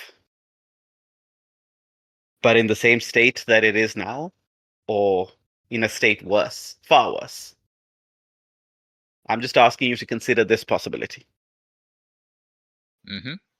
I think there is space for you to reason with Kid Gloves here, but I think you can tell without reading Kid Gloves also that it's not that Kid Gloves is arrogant exactly. It's that Kid Gloves has faith, and it is almost unshakable in that the institution I represent can never fall, right?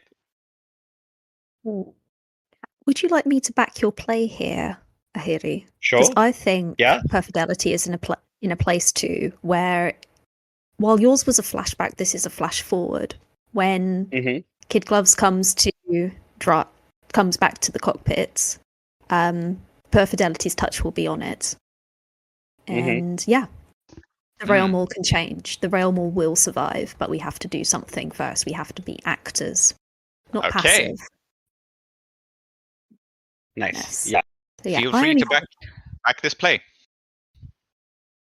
I have a +1 to this. I believe in you, though. Yep.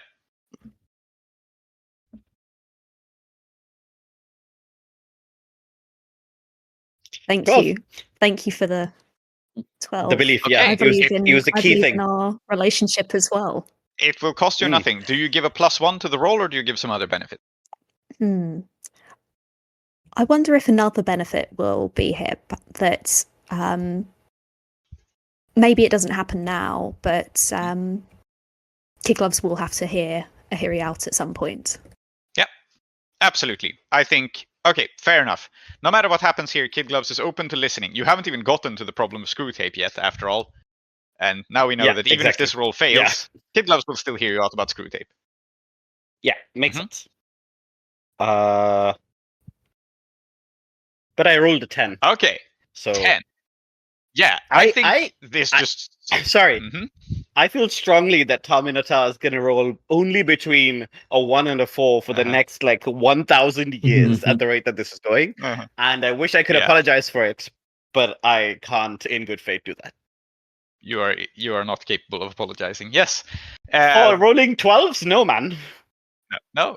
Okay, so I think Kid Gloves then takes this kind of seriously and does lean forwards, like elbows on his knees, and nods at this and says, "Yes, you are correct. Very well. I will account for this, and I will stay in touch with you. Let us speak. The timetable calls me onwards. I have 2 more stops before I can attend to anything. But then, yes, then there is a spot. After my 2 next stops. Yes. Please. Oh, I'm in no hurry now. I'm just letting you know. Oh. Excellent. In that, it would be missed opportunity to let you leave so soon. One moment, and then I'm going to call out to June. And I genuinely do not know if June is here, because June is very unreliable. So maybe this is embarrassing. But I'm going to be like, I did tell everyone to be here. And I'm going to be like, June, the fresh meat. Because, of course, I guess we're kebabbing in this sauna also. Yeah. Okay, of course. Of course, kebab saunas. Yes. I think this is a good place to cut away to Tar-Minotaur, though. But what will happen here is that June Kid Gloves here? is... yes, June is here. June is going to tell you some bad news, which is why I'm cutting away. Oh, no. But, Great, okay. But, yes, to clarify what has happened. Kid Gloves is going to make a stop, and you don't know this in character, but I'm clarifying it out of character. After these 2 next stops, Kid Gloves is indeed going back to the mysterious place that is not a place outside of time, where the rail mall sleeps. And once there, Kid Gloves is going to do something about the Ashurdan situation. But for now, let us cut to Tar-Minotaur. I'm not even a little bit worried. So yeah, great. Yes. Tar-Minotaur, are you here now? I'm here. Good. So, let us see your living day today, and then let us open on you in the Cloud Bazaar. Okay. No, sorry, not in the Cloud Bazaar. In the other bazaar, the Grand Caravanserai. I rolled a 10. It is a 10. So, I think that what will be easy for you to access here ammunition. You are short on it. You can buy it. And what is free is status. Last time it was justice. Now it is status. They amount to the same thing, which is that people respect your authority to throw your weight around here and just fucking kill people. Mhm. And As they should. yes. But you are still in a tense situation, and so I would like you to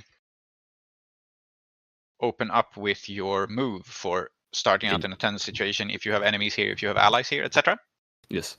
Dangerous presence. Mhm. It's a 12. Yes. Nice.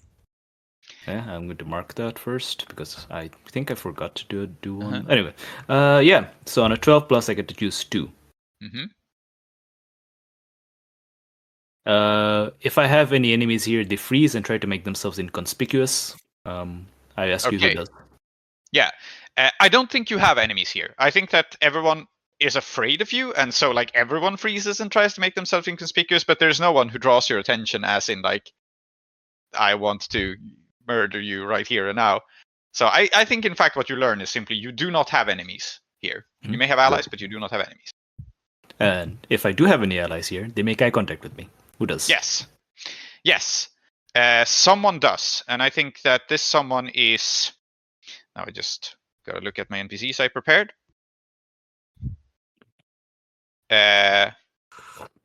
Yes. I think that it is a... how do I describe this person?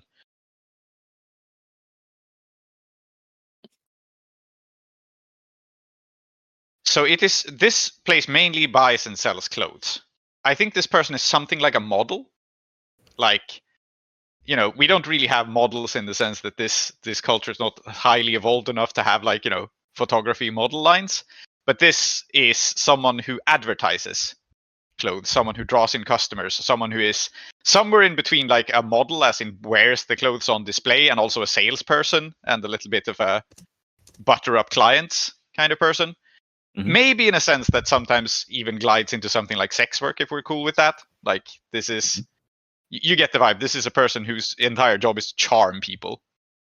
Mhm. Right? By looking good, by acting pleasant, by being kind of a host or hostess to the people. Yeah. And in fact, I think you know this person from before. Their name is Bambi Overdrive. Mhm. And I think... Why does that name sound familiar? She, they pronouns. I don't know. I'm just combining words as I have. You know, of course, that the original script of Bambi didn't have her mother shot. It had her run over by an ATV. Yeah. Oh, So I was going for Bambi actually joined the cast of Fast and Furious. yes. La Familia. Yes. Yeah, that's what happens Anyway, in the sequel. Yeah, you're right. Yes, yes. What are the pronouns, by the way, for the Kumu? She, they. Okay. Yeah. This And I one. think you know Bambi Overdrive as a person who has been involved in Cotopaxi after the fall, as a reminder to Cotopaxi's backstory. After Knight President Cazador Sicari died, Cotopaxi broke what had been mostly a celibate lifestyle to join a polycule. And I think Bambi Overdrive is a part of that polycule. Okay. And an ally to you, and someone who makes eye contact with you in this moment.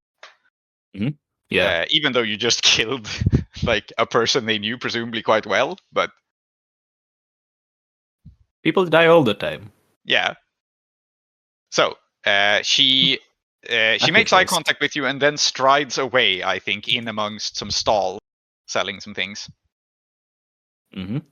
Yeah. I think so. I had asked everyone, you know, where is Cotopaxi? Take me to Cotopaxi. I Yeah. assume no one answered, and No. then I think I just sheath my machete and I follow Bambi. Yeah.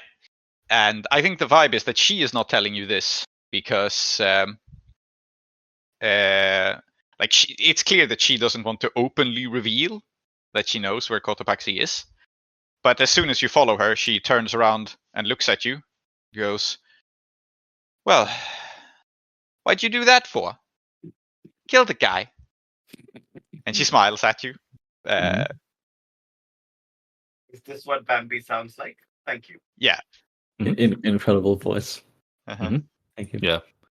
I think Tar-Minotaur says, I will explain myself to his master. Where is the vice president?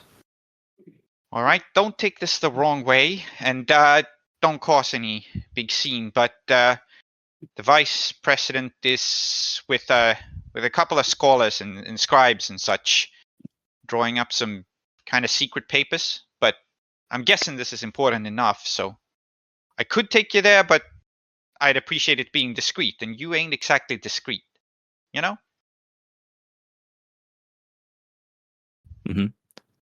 Then I think Tar-Minotaur just says, then I'm afraid you must temper your expectations. Okay, I think you're reasoning with Bambi here. Yeah. I don't think you're Maybe. threatening her or anything, but I think you are saying, like, Well, no, it was more like a joke. It was more like, I'll be as discreet as I can be, but as you pointed out, there's an upper limit to that. Yeah. Okay. Yeah. Do you think It could be? It could be. I was just making clear what I was saying. I still think it's a reason with someone in Sure. the sense that you're saying Okay. reasonably I can't be that discreet, but Yeah. I'll try. Sure, that's fine. Yeah.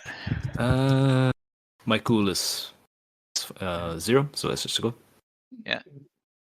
Oh, that's a 5. Okay. Yeah. So she looks you over and she says, "Well, that's the thing. There's people here with eyes and ears everywhere. I'm gonna need you to get changed. Okay, I'm gonna need you not to wear the armor. Otherwise, you're gonna be found out, and we got people watching us." I think Tar-Minotaur simply says, joking, of course. Mhm. So I Yeah, think, I think just looks at Bambi for a while. I assume they are not Yeah. joking. They are Mhm. not joking, and I think they pause and goes like, "Okay, there's no negotiation here." And she says, "Does it has to be in person? Can I run him a message?" I think Tar-Minotaur considers this for a moment, Mhm. and then says, you are his lover. Yes. Yeah, well, that's complicated too. Sheesh, I was. Then I would simply have you tell the vice president that I have slain his man, and I would wish to explain myself to him in person, my reasons for doing so. Okay, I can see if he can come out and meet you. It might take a little while, but we can't have you go into the hideout, you understand? Not looking like that. It ain't a Yeah. hideout precisely, it's just, Mhm. Okay, if people knew there were important papers at that location, they would 100% try to steal them. You get me? I have no interest in barging in where I am not welcome. I am Okay, good. simply stating that I must meet him to explain. It is a matter of honor. All right. You sit yourself down over there. They'll give you a cup of tea. What am I talking about? You're a knight. You get a cup of tea. I'll bring him out as soon as I can. It might be a little while. Then I shall go purchase bullets. Yeah, all right. You do that. Meet you over there. And she points at like a little tea stall, and then hurries away, kind of annoyed at this whole situation, but clearly being like, okay, well, this is a mess I absolutely have to solve. So Yeah, I appreciate that. And she's definitely Marisa Tomei from My Cousin Vinny, right?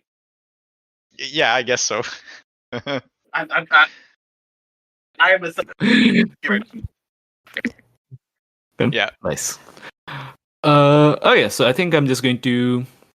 I mean, ammunition is free, so I don't necessarily think I need to drop jingle. But I No. wonder, do you think it's interesting to cruise the market and see what's up, Yeah, just to kill time? you can Okay. absolutely do this. There's a move Right. for that, correct?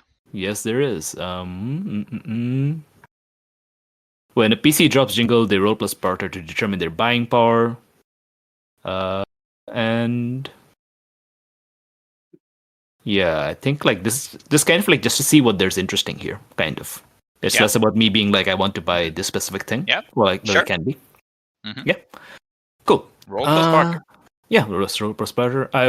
And of course, during that time, I'll just get some bullets, right, as well. Yeah. Barter is 0, so let's see. Yes, I actually said status is free. Bullets are easy. Oh, So- yes, bullets are easy. Okay. Okay, so you're right. you can easily get You're them, right. but you're not.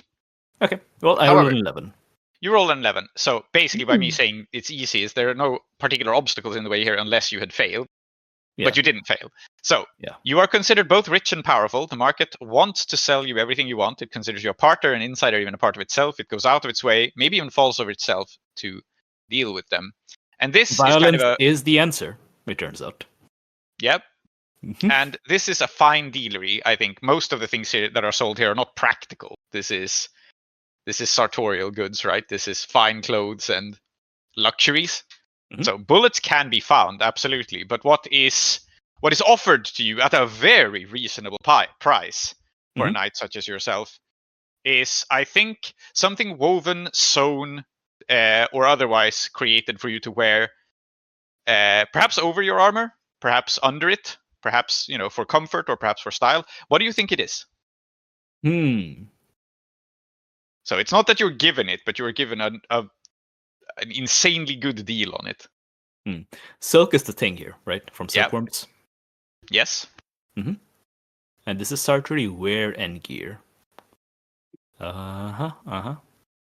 Well, but it's the Grand Caravanserai. Sartori wear and gear is part of the Grand Caravanserai. Yeah, but I think generally the Mhm. Grand Caravanserai's vibe is like exotic luxury things. Yeah, that's fine. That's fine. I'm going clothes because that's the district you're in. It makes sense to me. Let me have a quick think. Perhaps How hot? Yes, it's you a were saying? razor edged. Maybe it's a razor edged sash. That feels vibey. Mhm. That is cool. I was going to ask, how hot do we think it gets in the summer? I don't imagine this is a place that gets stupidly hot. It has been warming up, right? The climate has been shifting. Mhm. So I think perhaps it is getting unseasonably hot. There are occasionally heat waves now, but it's not the sort of place where heat is generally a problem. But perhaps it has happened once or twice that you've had heat waves. I'm asking in the context of a person who walks around wearing a whole bunch of metal, including a bucket on their head. Oh yeah, you can definitely be hot. Like Mhm. the fact that you don't take off your armor means you can be hot and uncomfortable in any climate, almost. Hmm. Yeah. Yeah. Okay. I think what I am being offered then, I like the razor edge sash thing, but I think like in terms of weapons to actually use, that's not Tar-Minotaur style. Yep. So I think maybe I'm offered that, and I think I turned that down. But what I think draws my eye really is a turban. Okay. Yeah. And I'm thinking like one of those, like like medieval knights have like those turban things that they put on top of their like big, like the kind of helmet that Tar-Minotaur has. Yeah. That one of those things. Okay. So you're offered a turban. Absolutely. You're also offered ammunition. You're offered many things. People do throw themselves all over you to offer you all kinds of clothes. It's just this is the one thing that might interest you, right? So Yeah.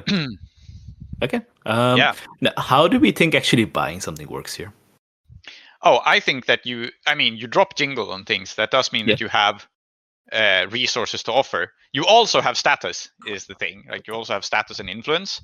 So how I think it works here is essentially, if you want to take something from the merchant, you just can do that, and they have no legal power to stop you.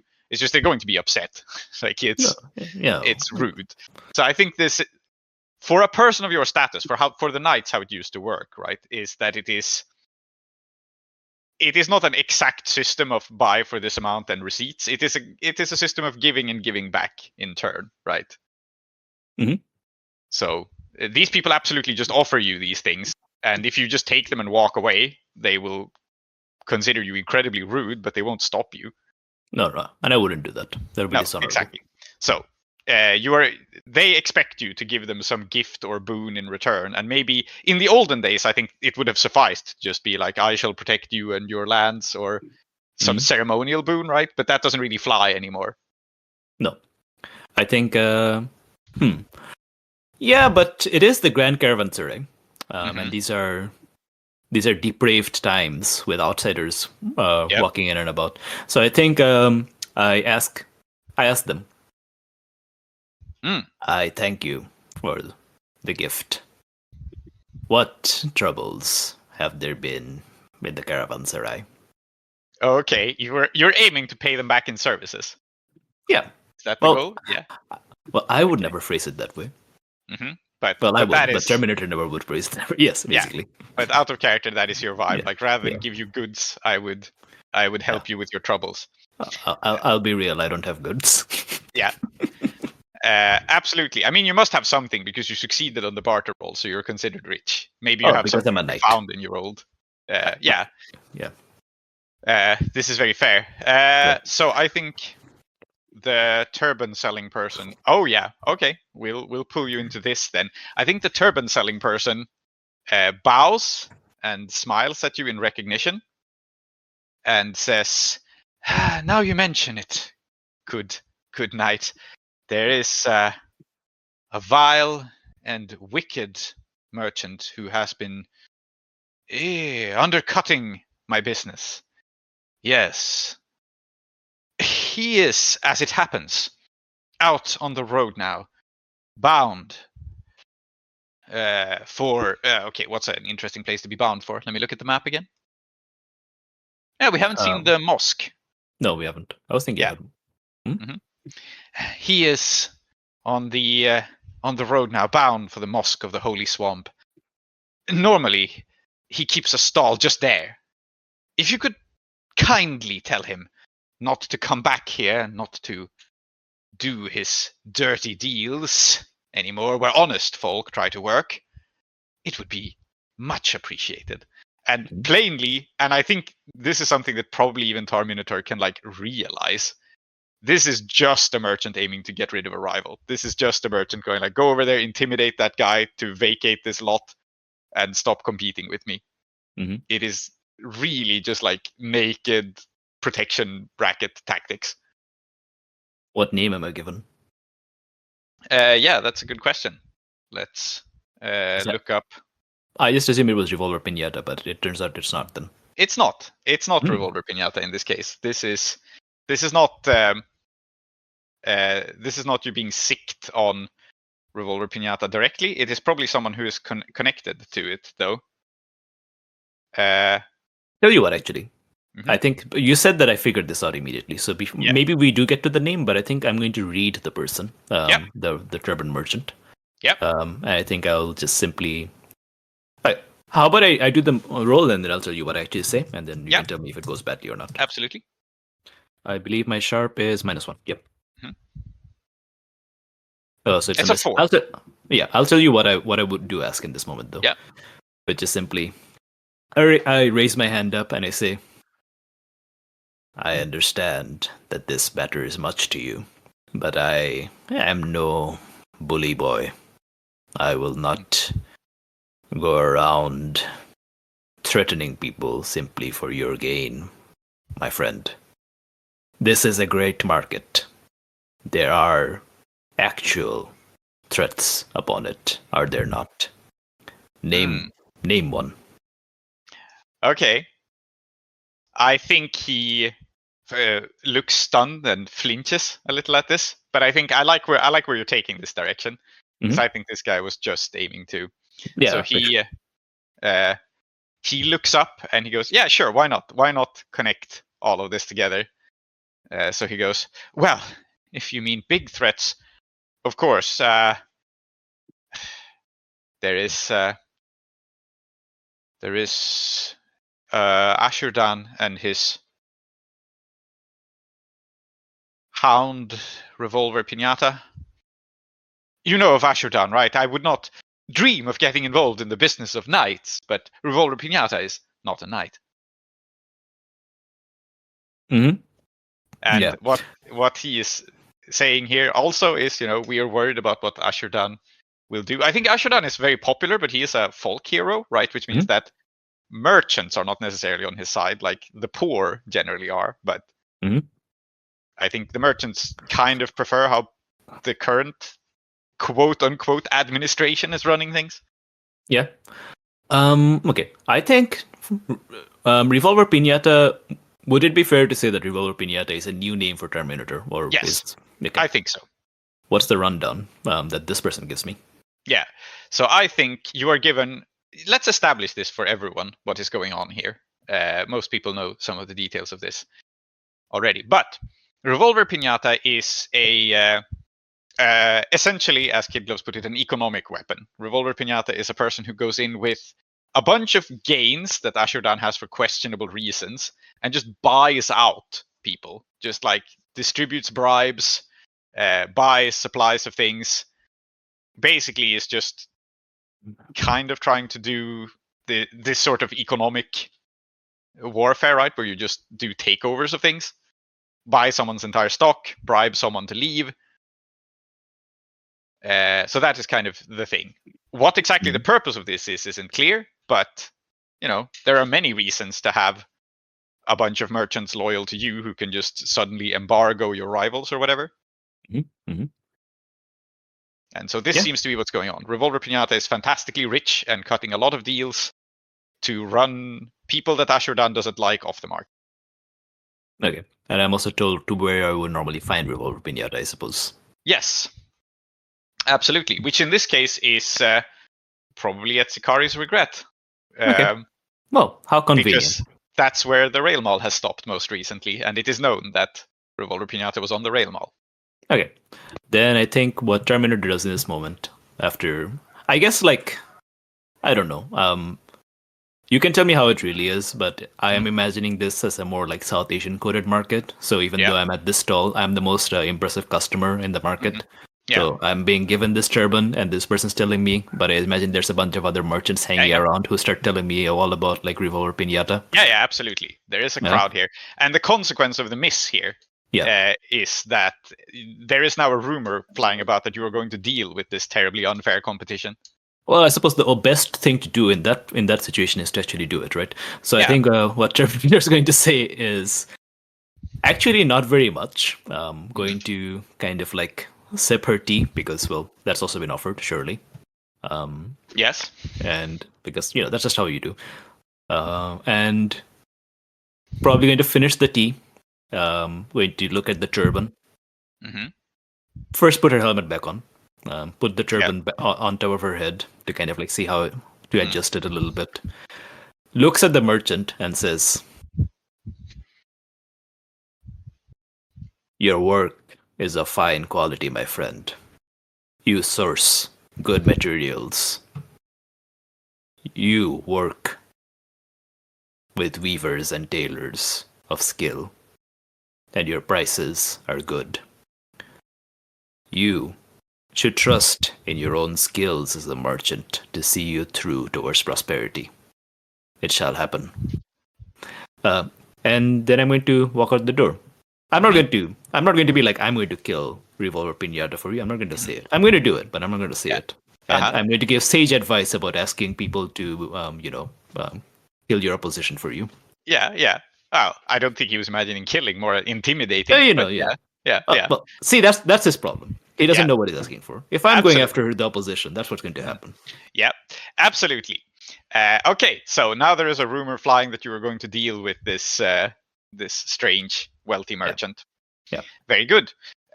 You still want to meet Cotopaxi first? Yeah, of course. Yeah, I'm still hanging at the tea stall. I guess I get another cup of tea. Yeah, but we will probably cut away before you meet Cotopaxi. There's a lot of scenes going through. So Iskandaric. Back just in time. Yes, hello. Rotating back to you. Yes, your people are rushing in. Someone has just been killed in the basement. What do you do?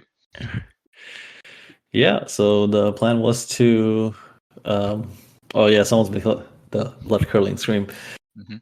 I mean, still, whatever it is that killed them, I think going through the floor gives us the best, gives us the element of surprise. Yeah.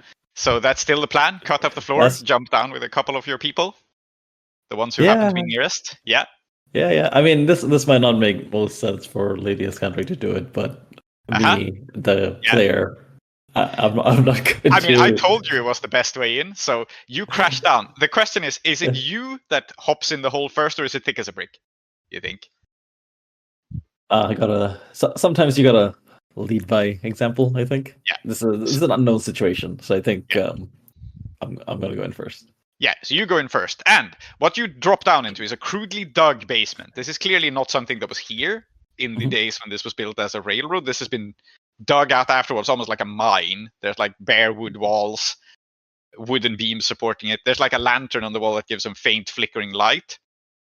And what you see is some sort of beast, some sort of these monsters that are almost extinct in the valley.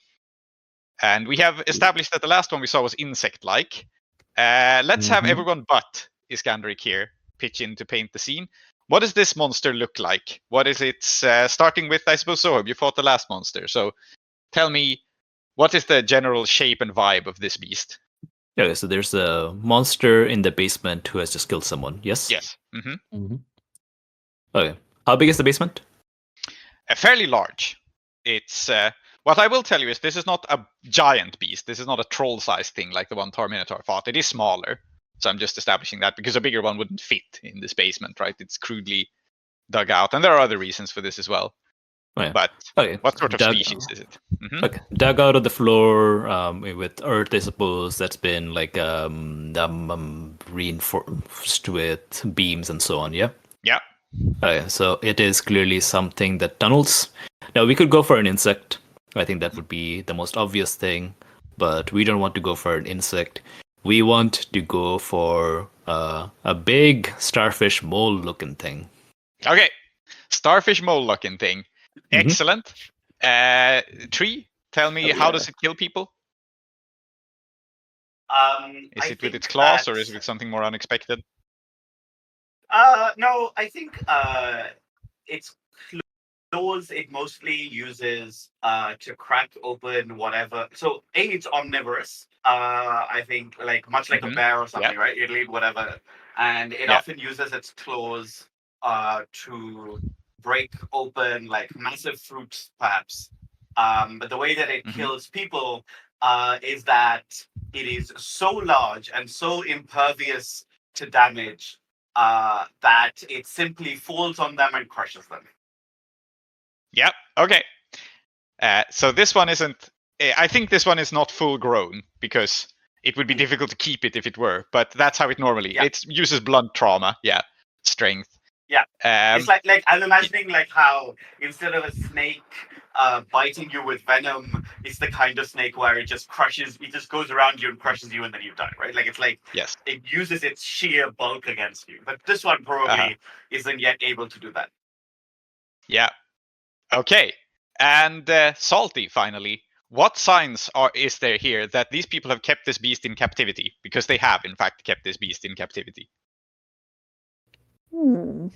Oh, there are these, and I think they glint in the lights of the red demons peering down. There are these translucent, kind of papery shells scattered all around the brood that this creature has created. It is not the first that they have bred and kept down here.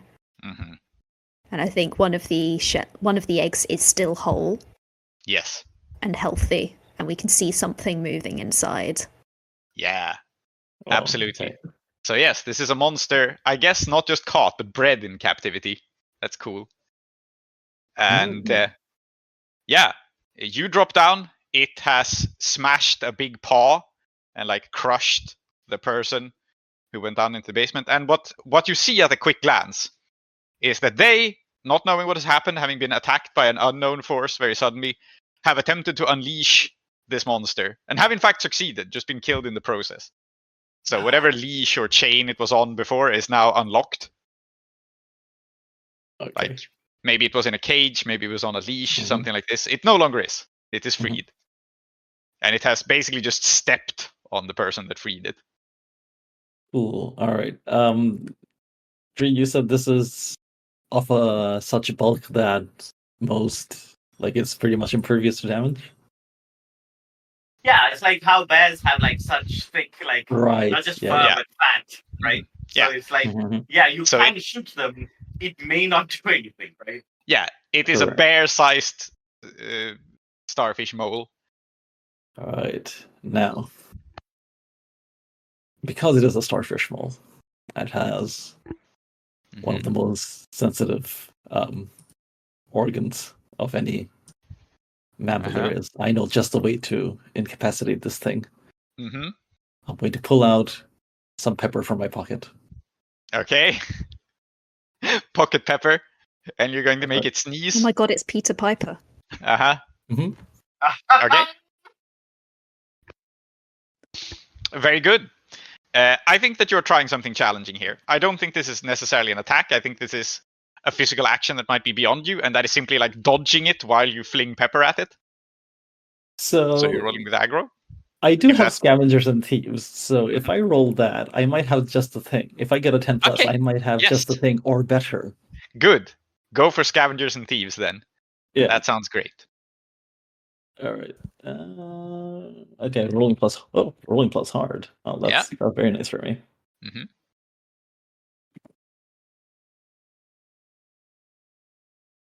Come on. Wait, it didn't work for some reason. Oh, because the plus is on the wrong side. Mm.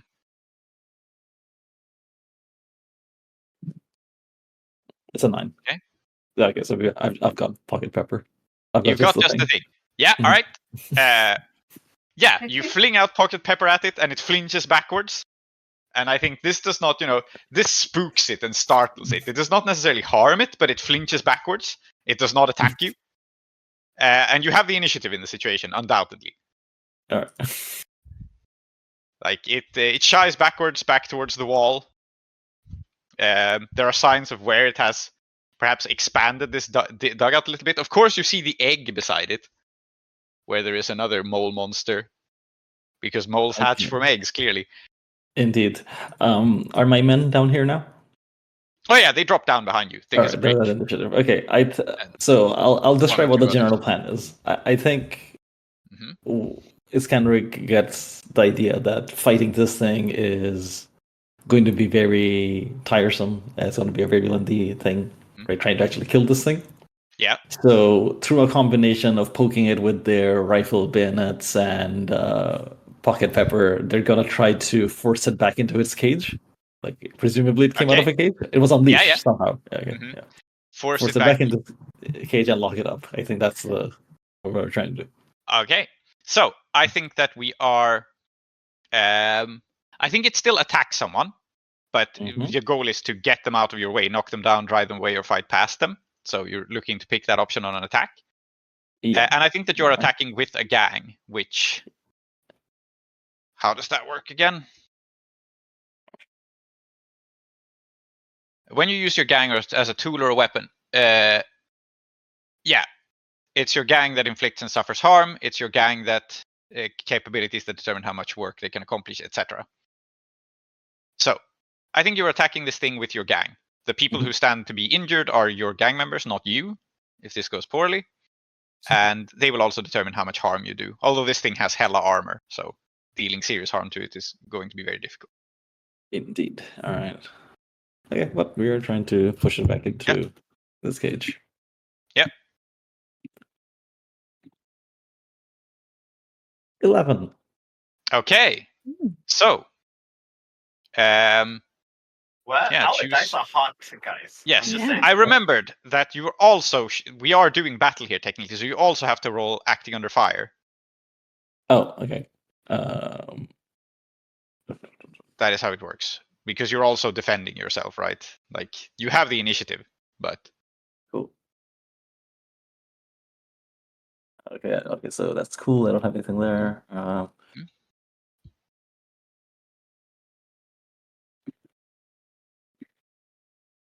And then you may afterwards pick which roll is which, so you can swap the pluses on them afterwards, if you would like. Okay, well, the first was an 11, and the second was an 8.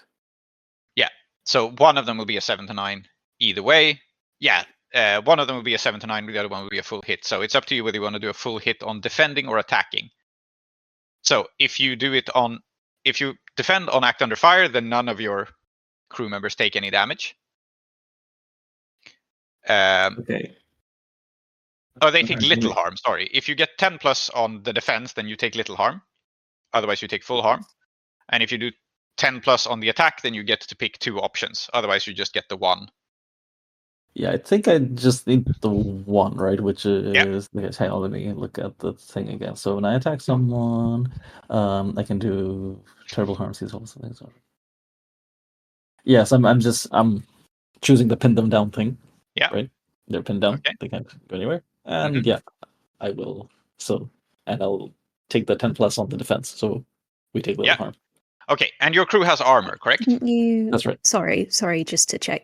You rolled the same on both of those, and you have a +3 to hard, not but a +0 to cool. So it'd be no matter what your act under fire would be a 7 to 9. Oh it's the same that's roll. right. That's right. You roll don't with pick. a 6 the same. You don't get. Well, even if you pick, you don't get to add +3 to your cool to act under fire because you don't have +3 in cool. Right, that is how it works. Yes, you pick the base dice. Okay, yes. Sorry, I confused myself there. What happens here is that you roll 2 sets of, and you add the stat to either of them, but you rolled the same, so you actually don't have a choice here. Yes, thank you, Salty. That is correct. Okay. All right. So let's start then with you do get 2 options on attacking. So you can get them out of your way. You can drive it back into its cage. What else do you want to do? Impress, frighten, or dismay it? Maybe make it frightened of you. Yeah. Just don't attack us anymore. Mm-hmm. Thank you. Yeah. But you do take some harm here, which is its normal amount, which is unfortunately a lot. So it is 4 harm minus whatever harm armor your gang has, as it just swipes a big paw at someone. We have 1 armor. Is what we've got, all of us. Yes. So then it is 3 harm, which is a lot. Yes. Ow. Pain. Okay. And when a gang takes harm, how does that work? Widespread injuries, many serious, several fatalities. Widespread injuries. Okay. I don't think it's interesting that there are several fatalities here. So I'm going to say that 1 person. Actually, the interesting outcome here, I don't think, is that anyone dies. I think the interesting outcome is that 1 person gets very seriously injured, and you have some minor injuries around there. So I think it's egocentric, your most ambitious fighter, who rushes up with the bayonet and like jabs it into its ribs and is confident that he is getting the killing blow. He like plunges it into its chest where its heart would be, and its fur is just too thick. And then he gets knocked to the side, just bowled over as the creature. I think it's even like trying to flee you. It's as it's turning around, it just kind of bowls him out of the way and steps on him. Egocentric, no. And then bumbles into its cave. And the interesting outcome here is that he's not dead. He's just very grievously harmed. His ribs have been cracked.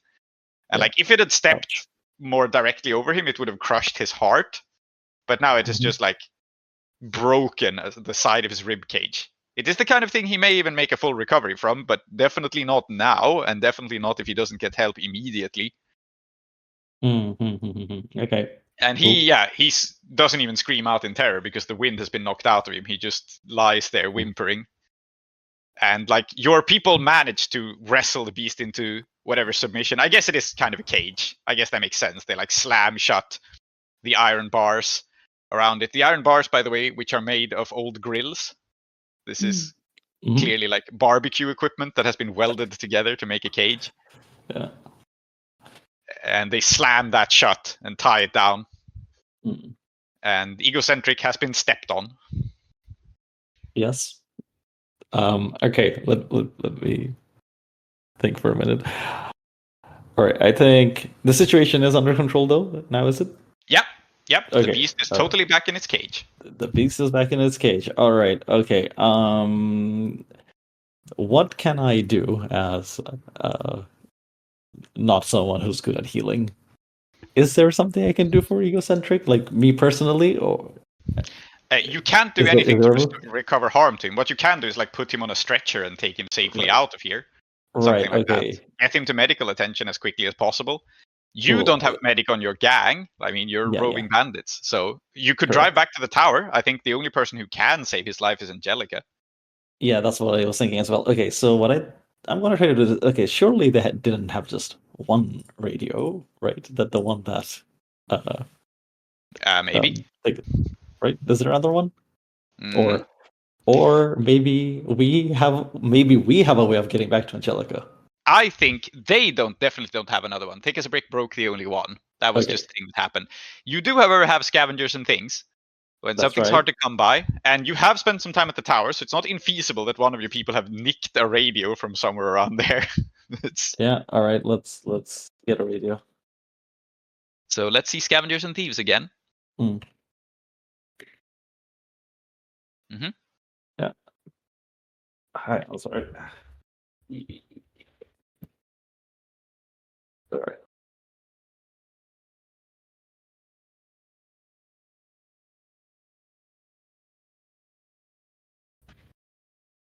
Yay. No, Okay. not this is the thing. I have something even better. Okay, very well. Open your brain, please, as you are thrown a radio unit by one of your people. And I think the better thing here is you have the blessing of the tower itself, so you may commune with it. Yeah, I keep forgetting to mark XP because I just did a bunch of stuff. So let me do that. All right, cool. Okay.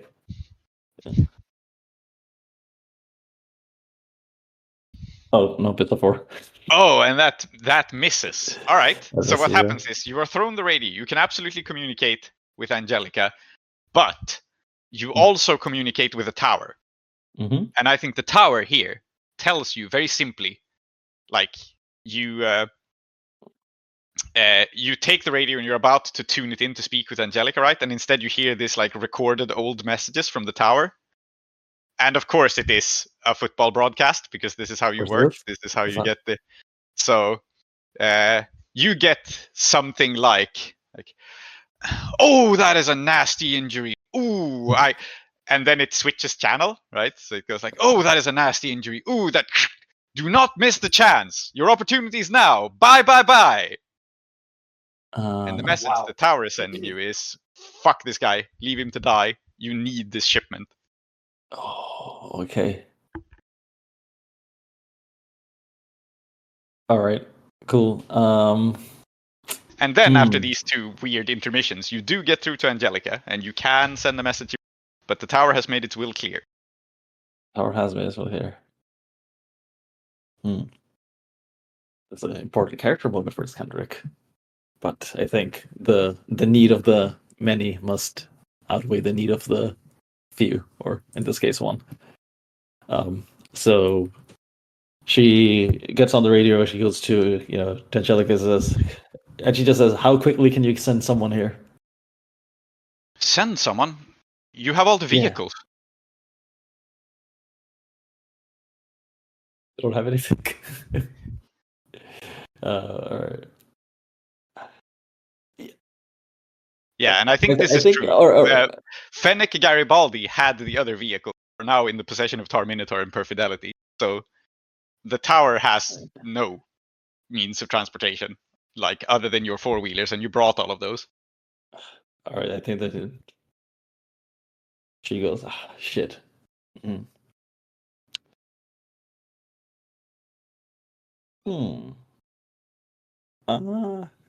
I have another idea that might...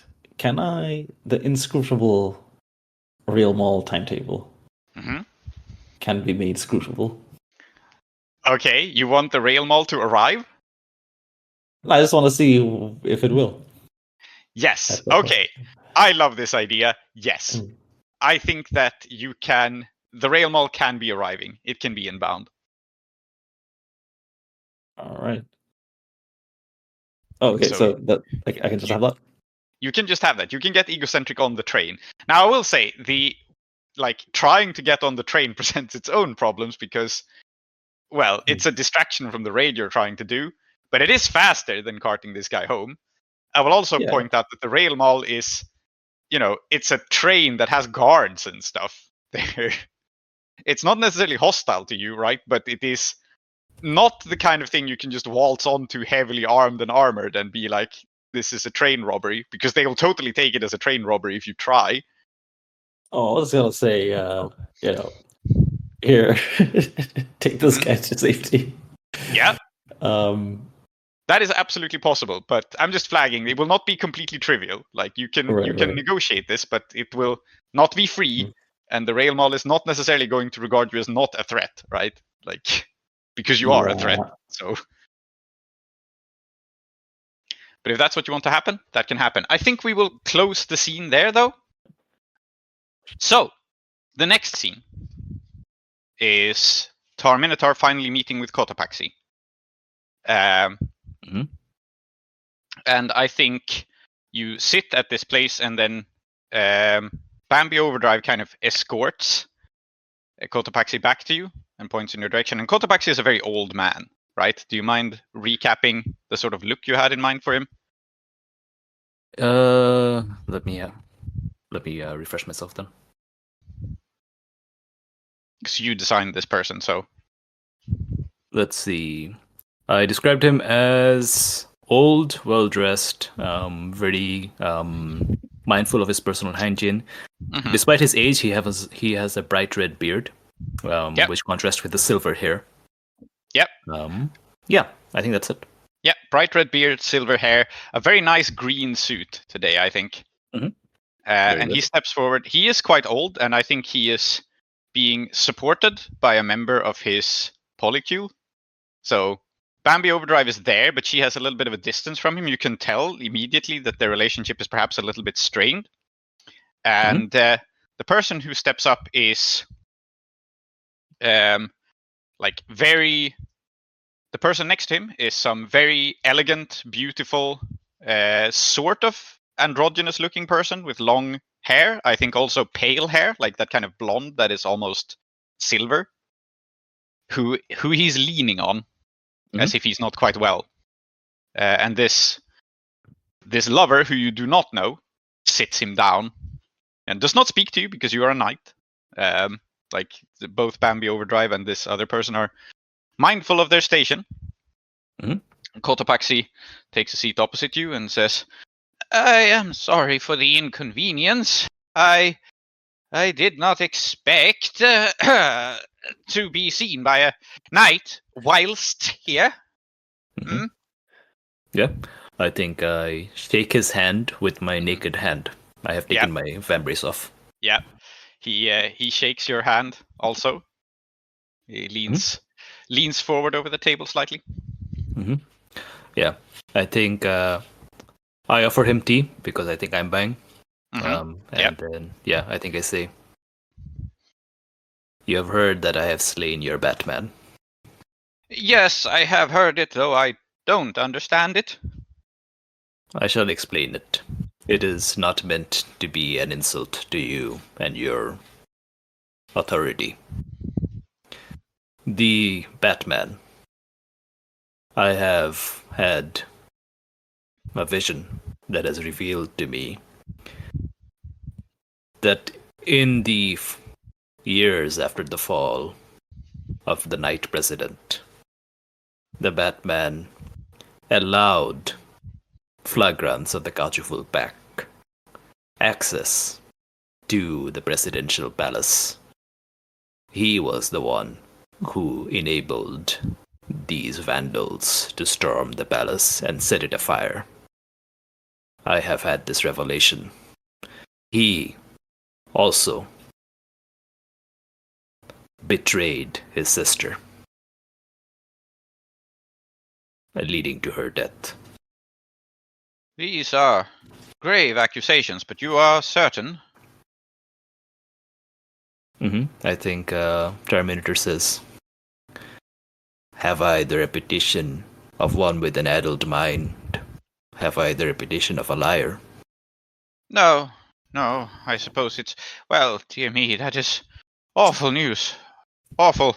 I had hoped the dear boy might, well, not have done such a thing. Oh, well, I suppose none of that matters anymore, does it? Jet lag?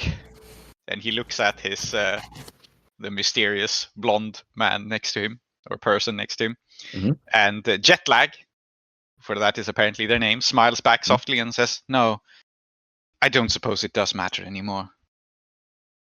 Yes. And he coughs slightly. And he looks at you almost apologetically. He says, I must apologize for my long absence. I understand there have matters at the tower. I have been getting my... and he lowers his voice only slightly. And he says, I have been getting my affairs in order. Mm-hmm. Yes, I think Tar-Minotaur says, yes, there must be much to organize in your lifestyle. I think Tar-Minotaur thinks this is a reference to his love affairs. Yeah, he leans forwards and I think both of the people with him look very uncomfortable at him just saying this, especially since he's a little deaf and a little loud. Mhm.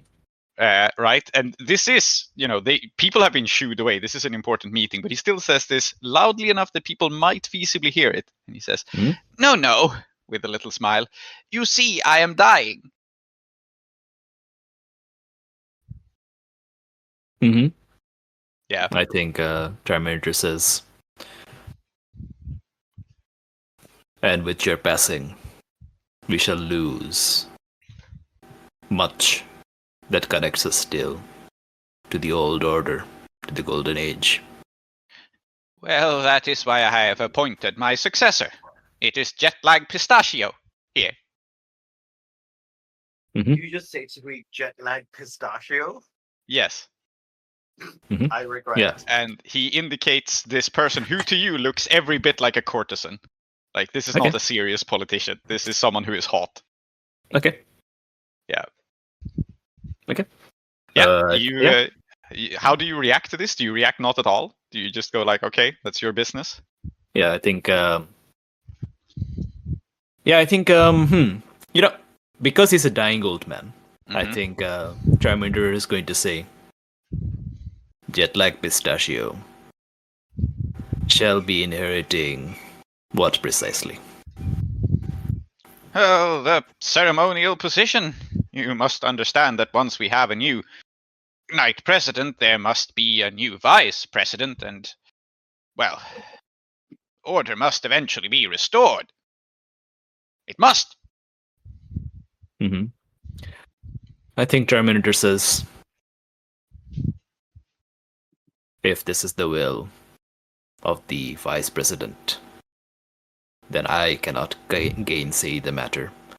I can simply warn you that the Tower of Saint Fulmine has chosen a new protector. Yes, And she does not necessarily respect our institutions and our procedures. Well, that is where I must ask your assistance, my friend. You are one of the few knights who still respect the ancient bond between president and vice president. If there is a new presidential candidate at the Tower of St. Fulmina, then you must ensure that they accept Jetlag Pistachio as vice president. You must! I think this is the first time that Tar-Minotaur has had to think about Iskandaric as president. Yes, I know. And to be clear, this is an old senile man who is not well. Like, you can tell this, right? He is, but I'll be real with you, Holly. Nothing that has been decided is the decision of well people. no. This guy just has a reason for it. Yes, pretty much. I think. I mean, one of the things you established about Cotopaxi is he's constantly living in the past, and so this is how he reasons about this. Yeah. Okay. So my unhinged response to this is going to be looking at my cup of tea because I think because I think this is the first time I allowed myself to realize that I have allowed someone to succeed Cazador Sicari, essentially. Yes. Yes. Mm-hmm. Yes. And I think I'm going to look at my cup of tea, and then I'm going to say,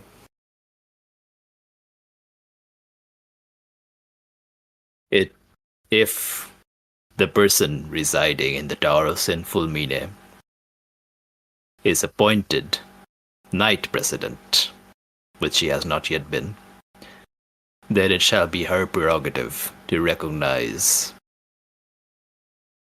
Jetlag Pistachio. The pause is diegetic. Mm-hmm. Yes. Tar-Minotaur also pauses. Then it shall be her prerogative to recognize Jetlag Pistachio as her advisor. I can simply make the introduction as a courtesy to you, Vice President. Good. Good. You honor your oath, and you honor the Knight President by doing this. It is very good that you're introducing dear Jetlag to Cassador, he says, and he isn't fully on board with What happened with the timeline? Yes, I get it. yeah. Uh-huh. You know what? I'm going to look at Jetlag Pistachio over the rim of my cup. Obviously, I'm sipping tea, so I don't have my helmet on. Yeah.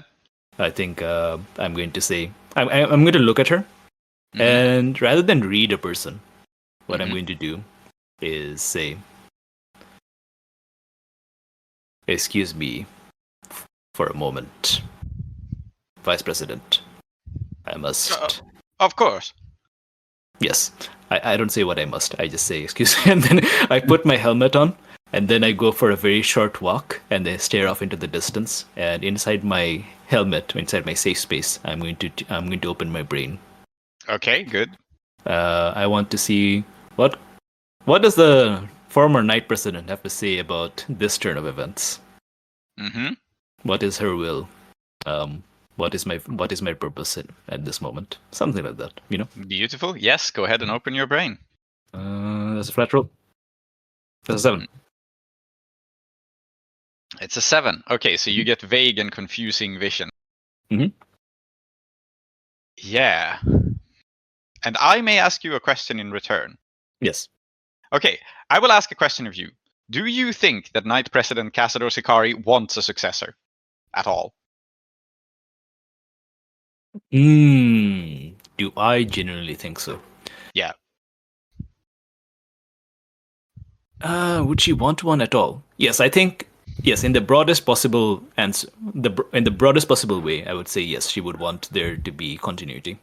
That does not necessarily mean that we have found one or that we have found a worthy one. Blah blah blah. But I think she would not want it to be the end.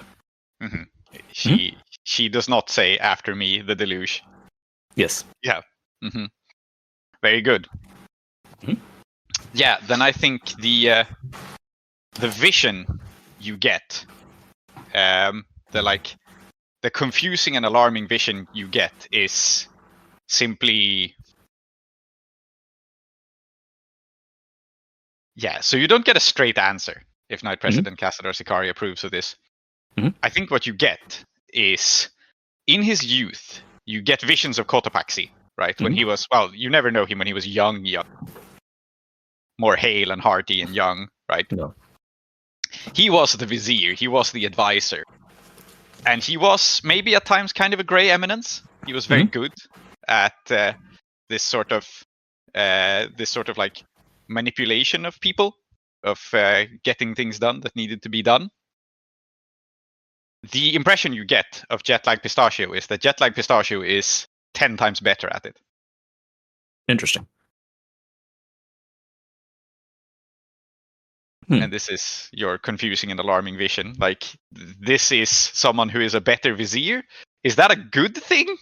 Not maybe necessarily, right? Yeah, a vizier must serve a lord or lady. And I think the image you get is basically these images of Cotopaxi and then of Jetlag Pistachio fulfilling the same roles, but with far more influence and savvy. Okay.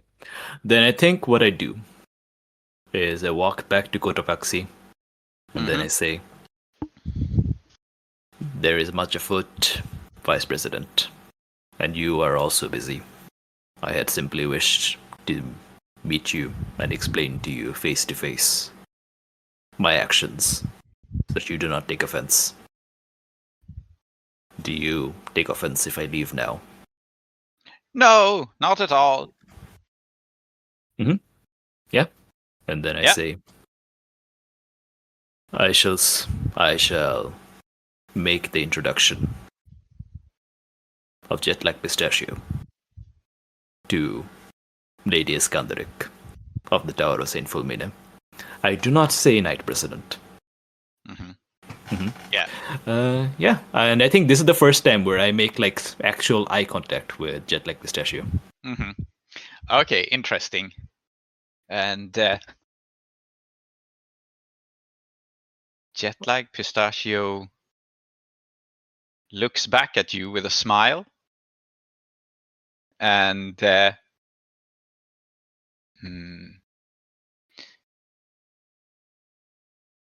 yeah, I think you realize that this is a person who is in their own way quite dangerous. Mm-hmm. I think you look into those luminous, beautiful, pale eyes, and there is not a move here, not immediately, but there is perhaps a sense of danger, or perhaps a sense of simply ambition. Very nice.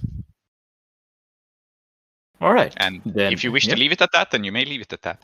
I think I will. I think I will simply, yes, bid adieu to Vice President Cotopaxi, and bid adieu to his heir apparent, because this is now a notable, of course. Yep.